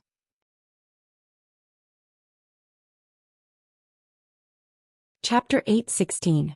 Antonidas's final expression was fixed on a peaceful smile. As a lich, even a smile was terrifying, but he was indeed smiling from the bottom of his heart. His dry throat made unintelligible noises. He reached out his withered hand as if trying to grab something. Was it his lost youth? Or was it the glory of being a human? This perhaps would forever be a mystery. His soul disintegrated, and the last power that drove the decaying body also disappeared. The sea breeze blew, and the once famous mage leader's body was like a sand castle blown away by the wind, turning into sand and dissipating with the wind. Duque looked at the coin floating in his hand, a little stunned. This was a gift of moral integrity that Archbishop Alonso's veil had left him. A long time ago in the Dalajan, a Lordaeran missionary threw a copper coin into the fountain and made a wish. I hope that one day I can spread the way of holy light to the commoners, and teach them the meaning of the three great virtues. After Alonso's passed away, the sole coin that was passed on to Duque was the condensed divine will in Duque's hand. After receiving Duque's permission, it merged with Duque's soul. With the truth, beauty and all the righteous will around Duque as nourishment, this soul coin had become shining, full of holy aura. Duque did not notice the gazes of the pastors in the army of 200,000 soldiers. Not to mention Sally Whitemane, a young girl who had just touched the way of holy light. Even a bishop like Benedicta had a look of yearning. Duque finally seemed to notice the burning gazes of the crowd. He laughed at himself. If I can't continue on the path of the pharaoh in the future, can I still go to the church and give some pointers to the female pastors? Just when everything seemed to have come to an end, the Lich King Nazul's will condensed into a huge icy blue skull in the air. This was a terrifying virtual image with a diameter of over 100 meters. It exuded an evil black spirit light and a terrifying aura that caused the temperature to plummet. Every living being that witnessed this could not help but feel as if a huge rock was pressing down on their hearts. They felt like they could not breathe. Oh my God. He had already killed a Breaking Dawn Great Lich. Why were there so many creepy existences in the Calamity Army? Nazul roared with all his might. Duke Marcus and you lowly humans and elves, do you think this is victory? Do you think I will let you go just like that? No. This was just the beginning. Death will eventually cover every inch of the world of Azeroth. Duque stopped and did not look back. Nazul, that's enough. The last time you came to Karazhan, you were blown up by Kil'jaeden and only had a soul left. Haven't you suffered enough? How dare you believe the words of Kil'jaeden the Deceiver? If the commander of the Burning Legion really succeeds in descending to Azeroth, you who have no value will not even be as good as a ghoul. Duque's words were more of a nail in Nazul's heart than a spoiler. From the beginning to the end, Nazul was not willing to work for Kil'jaeden. In the original history, Nazul took the opportunity to escape again. Duque was just pretending to make a deduction based on Kil'jaeden's character. Suddenly Nazul almost choked to death. If there were Kil'jaeden's henchmen nearby, Nazul might have pretended to shout a few words of, "Long live the Burning Legion," to show his loyalty. However, although Nazul was afraid of death, his self-esteem was still very strong. After all, he had been a great chieftain and had now named himself the noble filthy Goblin King. In front of so many people, Nazul would never admit that he was Kil'jaeden's dog. After choking for 3 seconds, Nazul finally roared, "Duque, you think you're in control of the situation, but you're wrong. I'm telling you, you're definitely a loser this time. You'll never know what my perfect plan is. Even if you have the ability to stop Arthas now, my plan to destroy Azeroth will still not be affected in the slightest. Whether it's humans, dwarves, elves or any other race, your only fate is to become my slaves after death. The land you cherish will become a rotten land worse than Draenor." Ha! Ha! Duque bared his teeth. Think. Do I still need to think about it? I already know what you're going to do, Nazul. Are you done with your nonsense? If you're done, then get lost. I used to think that you were trash who only knew how to fart, but now you've actually fallen to become a dog who only knows how to fart. Aren't you ashamed? That's right. The Burning Legion's repeated attacks on Azeroth were almost unstoppable. Even if they could withstand it this time, they could not avoid the next time. Since that was the case, Duque, who was still a transmigrator, was thinking about how to make the alliance grow faster and how to strengthen himself. Other than saving the High Elves, the next most important thing was of course for the Night Elves to join the alliance. The Elves were all super conservative, not to mention the Night Elves who were rampant with the Druid doctrine. If the demons did not come to their door, would the Night Elves run out to ask for help? Archimonde's arrival was certainly a tragedy. But protecting the World Tree did not benefit Duze and the alliance at all. Therefore, Duque had already made up his mind to decisively let the Alliance do nothing before Archimonde killed his way to the World Tree. Of course, there was a large group of the future Alliance's middle power, led by Cervantes, watching. As the leader of the Alliance, Duque still had to put on an act no matter what. At this moment, Duque's moral integrity was in his body. At this second, Duque's body glowed with a golden light. At this moment Duque was openly lying. The handsome Duque raised his head and looked at the skeleton in midair. He raised his right hand and the holy gold coin once again turned into a holy sword. A 40-meter long sword. What's a super holy sword? I'm asking you if you're afraid? Duque's words were righteous and overflowing with a noble spirit. Haha. You underestimate the intelligent races of Azeroth. Do you think you can overthrow the entire Azeroth with your lousy plot? Zul, do you want to destroy this world? Have you asked us?